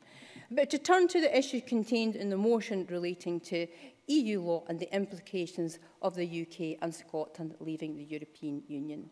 Like many other speakers, EU residents living in Scotland are morally entitled, I would argue, to a legal entitlement from the UK government. I really don't know what is holding the UK government back. If you're saying it's not being used as a bargaining chip, that is the only other reason that you could be holding back. It makes Britain look weak, and it makes Britain look insular. For Theresa May not simply to say, if you're an EU citizen and you have chosen to make Scotland, or Britain for that matter, your home, we will enshrine your right to stay here in law, the very same way that she said she will adopt EU law into British law. I don't see what the difference really is. But we live in uncertain times. Not just because we've made the decision to leave the European Union, which we've known, but as others have said, compounded by the global situation, the conflict in Syria and so on, and the economic uncertainty. We've had few answers provided so far on any substantial matters on Brexit. Immigration, the freedom of movement, the position of Northern Ireland in relation to the Republic, and membership of trade agreements. There will be an impact on individuals and their rights and protections when we finally leave, and we wait to see what the outcome of that as it unravels. But it is not to say that there are not opportunities, as we have already made the decision to leave the European Union. As Alec Rowley has said, it gives an opportunity, if it's taken, to strengthen workers' rights. And I've heard many of the speakers on the opposite benches talk about how the Tory government has plans to improve workers' rights, and I'd like to hear more on that. But I've followed the question of employment rights since I was a trade union official. Before coming to this Parliament, I have never known the Tory party ever to strengthen the rights of workers. But again, I think that there are many things which could be repatriated if I have time. Yeah. Liam Kerr. Does the member not accept that a vast body of employment legislation in the UK has been gold-plated by the Westminster government, and so actually the government does look after workers? Polly McNeill. Well, if the member believes what he says, how about gold-plating the rights of workers when they're transferred to a new employer to give them gold-plated redundancy rights? How about when you move from one employer to a new employer, how about gold-plating their pension rights? Are you up for that? Because that's the kind of gold-plating that I'm interested in. Neil Findlay is quite correct. Human rights and the enforcement of them is about the lives of ordinary people in their lives. The right to challenge power made by governments who make decisions on their behalf. The right to work is a fundamental right, and the fundamental right to be protected in that. So I don't really know what a Bill of Rights looks like, and I'd like to hear more because we haven't really heard anything. But we must remember that enforcing human rights, it can be on any matter affecting any one of us who believe that rules or laws have discriminated against them or worked against them. It could be any one of us, it could be any one of our families. Labour will fight alongside all parties and all organisations and indeed individuals who believe in the Convention of Human Rights and human rights itself. Thank you, Presiding Officer. Oliver Mundell to wind up for the Conservative Party. Thank you, Presiding Officer. I've genuinely enjoyed this afternoon's debate, if for no other reason than hearing Christina McKelvey talk up Britain and shower Winston Churchill in praise. And just before we're finished with Winston Churchill, all I would say to Stuart Stevenson is that I might be a busy something, but he is no Winston Churchill. Thank you.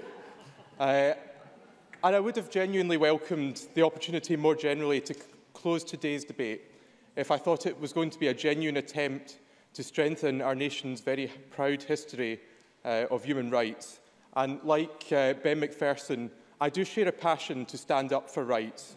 I'm looking forward across the rest of this parliamentary term to be pushing forward on things like the Thai campaign, to be working with other members to highlight some of the concerns that Enable have brought forward. And I would say to him that whilst there are legitimate challenges for us around holding our government to account in Westminster, there are real questions for the Scottish Government on how it's going to take forward rights here in Scotland. But I think the last intervention we heard from George Adam gave away the nature of today's debate, because, as ever for the SNP, this is not about the topic that's down on or listed in the motion. Instead, it's another veiled and crude attempt to lay a trap for those of us on our benches. That, of course, is politics, and I can accept that. And I think it probably now amounts to a compliment, the amount of time that the SNP and the Scottish Government choose to dedicate to attacking our party rather than getting on with the day job. But what I can't overlook, and what I think is quite poor, in my opinion, from ministers that I do actually have a lot of time and respect for, is a desire or impression, deliberate or accidental, to try and conflate leaving the European Union with the future implementation of the European Convention on Human Rights. And that was indeed a point which seemed to catch Alex Cole-Hamilton out, because the truth is the two are distinct. Indeed, as the Law Society of Scotland reminded us, the EU is not a signatory to the European Convention on Human Rights, and it's not subject to the jurisdiction of the European Court of Human Rights. Furthermore, they go on to say that following the UK's exit from the EU, the ECHR would still apply and the UK would still be bound to it. A point that was well made by my colleague Gordon Lyndhurst. Which, yes? Polly McNeill. You're absolutely right. Many people are confused by the difference between the EU and the European Convention on Human Rights. But why make the point if it is the intention of the UK government to come out of it anyway? Oliver Mundell. I'm not aware of it being the intention of the UK government. I think what has been reported by the Telegraph, which I would add doesn't speak on behalf of the government, is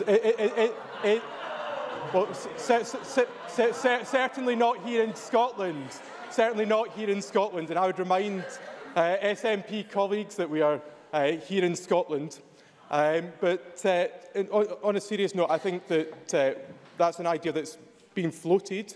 It's not been confirmed or put forward in any definite sense whatsoever. And I think actually, pretty fairly, the UK government are quite busy at the moment working towards an orderly Brexit that will protect EU nationals' rights to stay in the UK. And I think it's quite legitimate within that context, and Theresa May has made her own views on that very clear, that we try and come to a suitable arrangement that ensures not just the human rights of EU citizens who are already resident here, but the human rights of British citizens who are living elsewhere in Europe. I think that we should be aiming for that parity, and obviously it's going to be difficult to do that at a point at which not only is it the UK government that doesn't want to make its negotiating position clear, but also the other member states who are reserving judgment on those matters.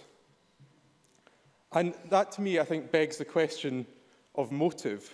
And I think that there is at least a perception that the SNP are trying to whip up concern around Brexit. And I don't say that this debate is necessarily entirely part of that, because there are legitimate questions. But I think mixing the two issues together doesn't... Yeah? Cabinet Secretary. Thank you. I'm grateful.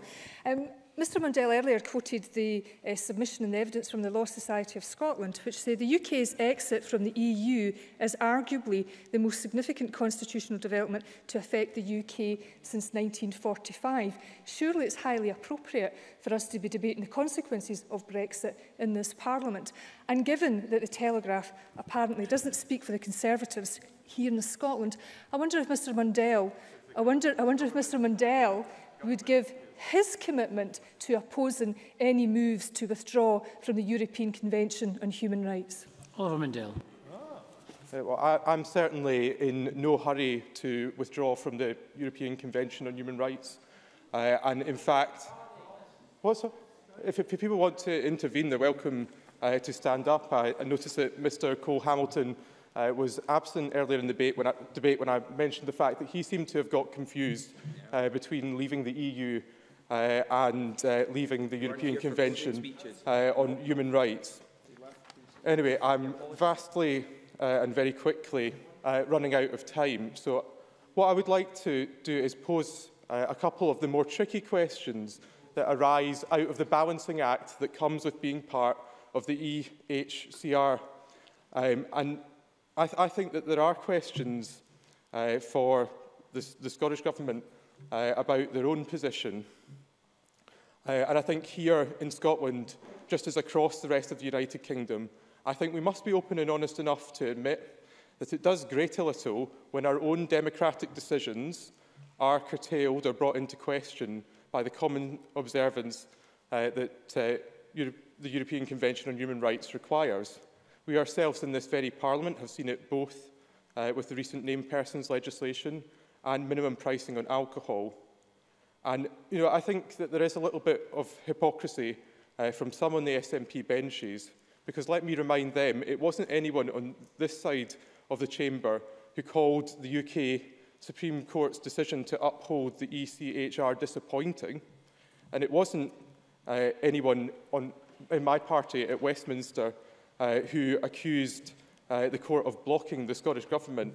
No, that was one of their own SNP colleagues, and that's just the beginning, because take prisoner voting, for example, where today's rhetoric and the SNP's thinking, if I'm to put it mildly, seems muddled, when former Justice Secretary Kenny MacAskill's hit the nail on the head, when he said that shamefully the Scottish Government has so far refused to adhere to the spirit and judgments of the European courts. Worse still, and here we get to the rotting core, he tells us that initially the SNP government hid behind the franchise for the independence referendum being reserved to Westminster, and that it was the wrong thing, albeit done for the right reasons. It was to avoid any needless distractions in the run-up to, you guessed it, the referendum, to deny the right-wing press lurid headlines that could tarnish the bigger picture. And I don't want to bore members too much by quoting a lot more from Mr MacAskill, but his intervention is worth hearing, and I dare say it, he is right. To have any credibility on the issue, the Scottish Government must now review their position on votes for prisoners, or the defence of the Human Rights Act will ring hollow. So the question is, where does the Scottish Government stand? Is it with the settled will of the British people or the European Court? Which bits of the ECHR and which court rulings will it stand by? Or is the truth that they, like many members of my party, do recognise that there are some aspects of the ECHR and questions over how those aspects should be applied domestically? So let us not try and pretend, as we're so keen on doing in this chamber, that just because something is positive, that it is perfect, or that just because something is good, that it's untouchable. Indeed, the SNP themselves, and I quote, have argued that the protections offered by the Human Rights Act are central to any civilised country and should be a floor, rather than a ceiling, in protecting the most vulnerable in society, and we should look to go even further. Well, I would like to join members of this Parliament in going further to try and protect the rights of people here in Scotland, which aren't always being met. And indeed, as the Law Society has stated in the report to the inquiry on this issue held in the last session of this Parliament, the HRA has had a positive impact on the development of law and policy both in the UK and in Scotland. We therefore support the retention of the HRA, but we also accept that there is room for improvement in the Act. So rather than jumping the gun and throwing around accusations and indulging in speculation, is it not time that the Scottish Government came clean and admit that even they do not believe that every single aspect of the European Convention on Human Rights or the Human Rights Act itself work perfectly, that they are not a full encapsulation of all the fundamental rights that our citizens should enjoy? Thank you. I call on Michael Russell to wind up the debate. Presiding Officer, I have to say, if that was a defence of the ECHR, I wouldn't like to hear a condemnation of it. I think people were a little surprised to read in the press over the festive season a taster for the next Tory manifesto, no doubt as a means of distracting the public from the chaos caused by the present UK administration, who operate without a manifesto, indeed without any other plan at all. And that taster was the promise to abolish the ECHR, just as soon as they'd done with abolishing a host of other rights: employment, environmental protection, free movement, trade, all of those things that the Tories are hell-bent on abolishing when they leave the EU, including abolishing the European Charter of Fundamental Rights. And that promise isn't new. For the past decade, successive Tory shadow ministers and then ministers have salivated at the prospect of getting rid of the gold standard in global protection of human rights.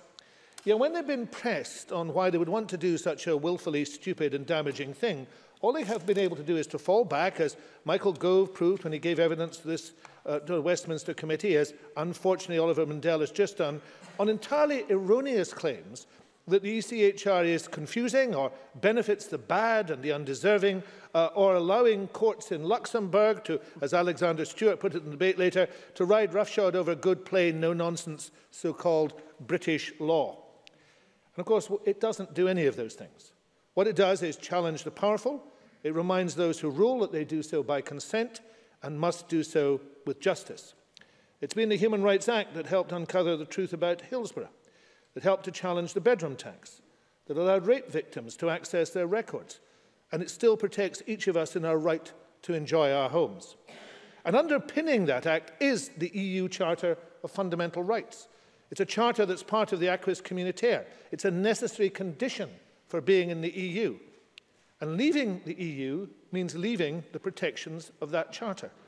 And leaving the EU also means leaving the dynamic progress that's being made in developing and extending rights to every citizen across Europe. Professor Alan Miller, a UN envoy on human rights, the former chair of the Scottish Human Rights Commission, is a member of the First Minister's Standing Council of European Advisers. He's been active in taking forward the issue of the threat to human rights that will be caused by leaving the EU. Angela Constance, in her opening speech, indicated the fear that exists of being left behind in the development of human rights, and that's one of Alan Miller's concerns. But he's also concerned that once the UK is outside the EU, then it will be perfectly possible for a UK government to chip away at the protections given in the Charter. Alan quite rightly wants the Scottish Government to go further on the issue of human rights. He's welcomed the First Minister's commitment to ensure that the Charter and its protections are enshrined in Scots law, embedded in our everyday life and practices. But he and others have also made clear that the real fear is that the Tories' agenda is, and the plan to abolish the ECHR most definitely is, to erode rights.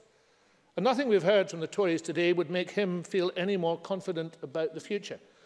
Mr. Ross certainly didn't contribute to raising confidence in his opening speech. Not only was he reluctant to talk about the nub of the matter, he merely repeated a series of Theresa May-like platitudes without any sincerity, often without any indication he understood the issues underpinning them. He clearly, of course... Douglas Ross. I'm just interested in understanding things, and as a former education minister in this Parliament, is he concerned that his government is now dedicating more than 4 times its parliamentary debating times to the EU, rather than the subject area he used to be the Cabinet Secretary for, which is raising concerns up and down Scotland at the moment? Cabinet Secretary. Presentation, Mr. Ross, and I'll deal with the reason why the Tories are afraid of these debates when I get to the end of my speech, because they are now afraid of these debates. But the reality is Mr. Ross doesn't understand very much. The reality is he doesn't understand very much. He doesn't understand what independence is, though he talks about it a lot. He doesn't understand ECHR and the means by which it applies to legislation. He showed that in his completely erroneous description of the named person case. He doesn't understand the link between the Charter and the Convention and the effect of leaving the EU on the farmer. He clearly isn't in the loop on the intention of his Westminster bosses to get rid of the ECHR. In fact, I'm going to recommend a YouTube video to Mr. Ross. It's an excellent YouTube video recorded by the actor Patrick Stewart. It's called "What Has the European Convention on Human Rights Ever Done for Us?" I think you should watch it this evening. He will discover how it undermines every single sentence of his speech. Now, Alec Rowley does know about this subject, and he spoke in detail and eloquently upon it. We can make much common cause in ensuring that the ambition we share to see rights fully enshrined in our law and increased year on year is fulfilled. And that was a contribution born out of experience. Mr Lyndhurst, unfortunately, though he was legalistic and scholarly, seemed to make what we call uncharitably a bloodless contribution. This is about people in real difficulty and usually in extremis.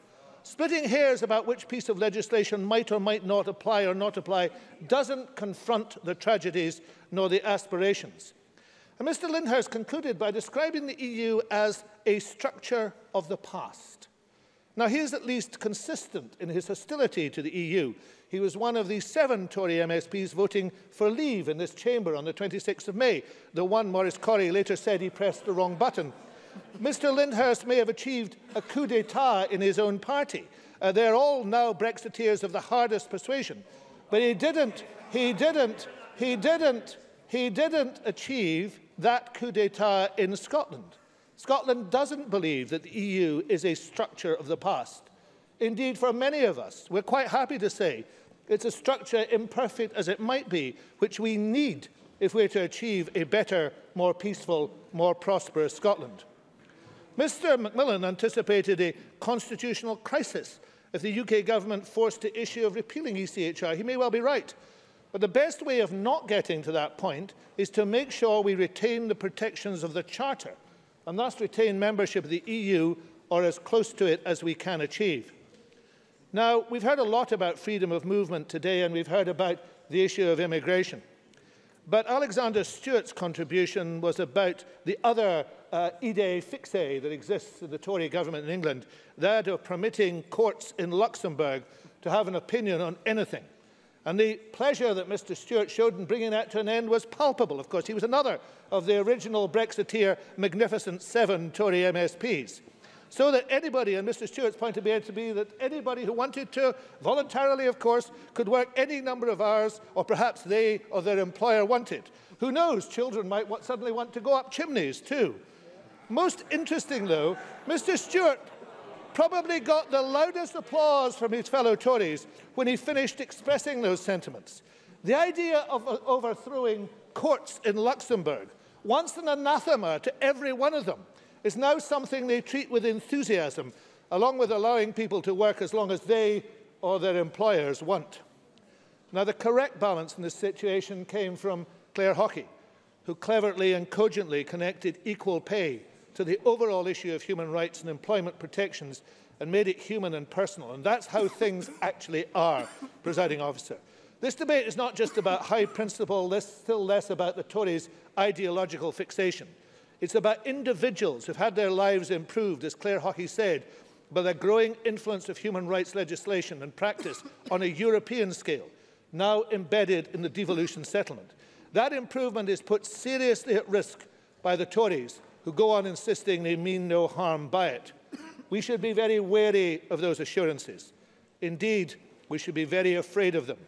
The Tories want to go on ruling for a long time. Their agenda for the next 2 decades includes the steady, continuous erosion of the rights of each and every one of us. As Jacob Rees-Mogg said recently, what is good enough for India should be good enough for us. Well, the tragedy, of course, is that India aspires to greater worker protection. The Tories want to go in the opposite direction.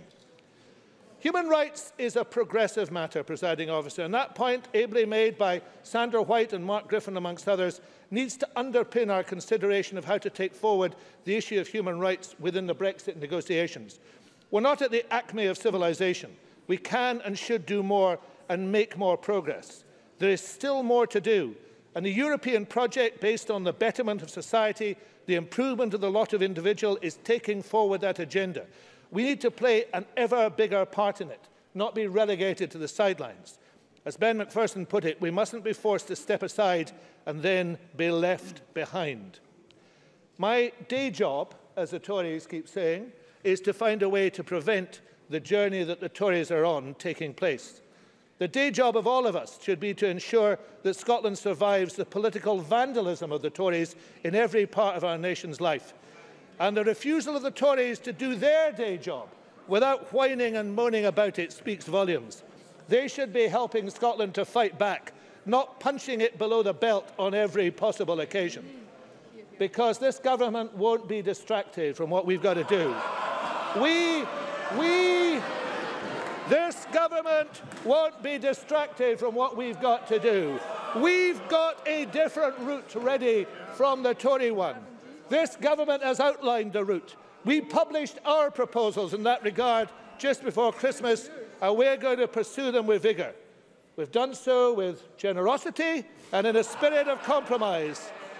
Now it's time that this chamber rallied around that approach, because it is, indeed, it's not only the best, it's the only bulwark against the wrecking, selfish Tories, as they have once again revealed themselves today.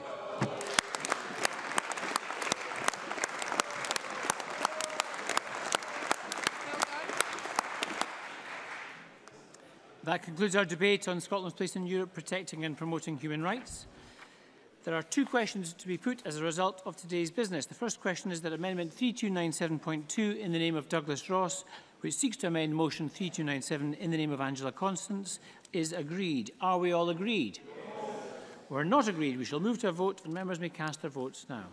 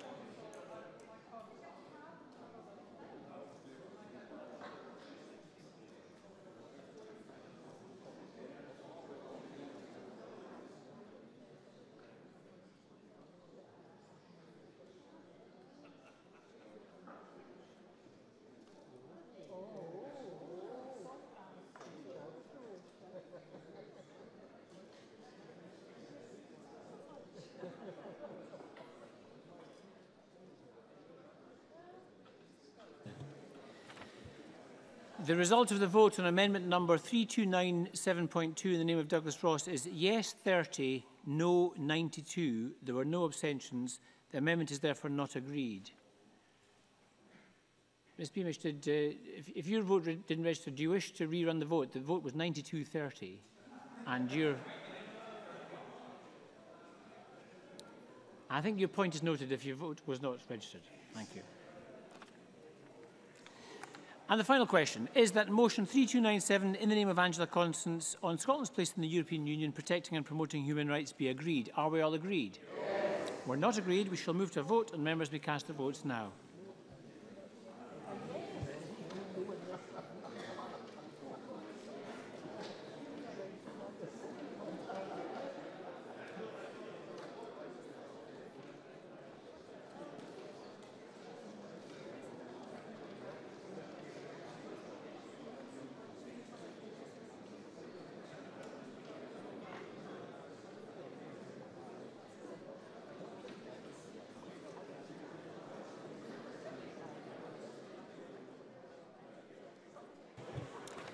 Thank you. The result of the vote on motion number 3297 in the name of Angela Constance is yes 93, no 30. There were no abstentions. The motion is therefore agreed. And that concludes decision time. We shall now move to members' business. And I would ask members to change seats. We'll take a few moments. Members' business in the name of Claire Adamson.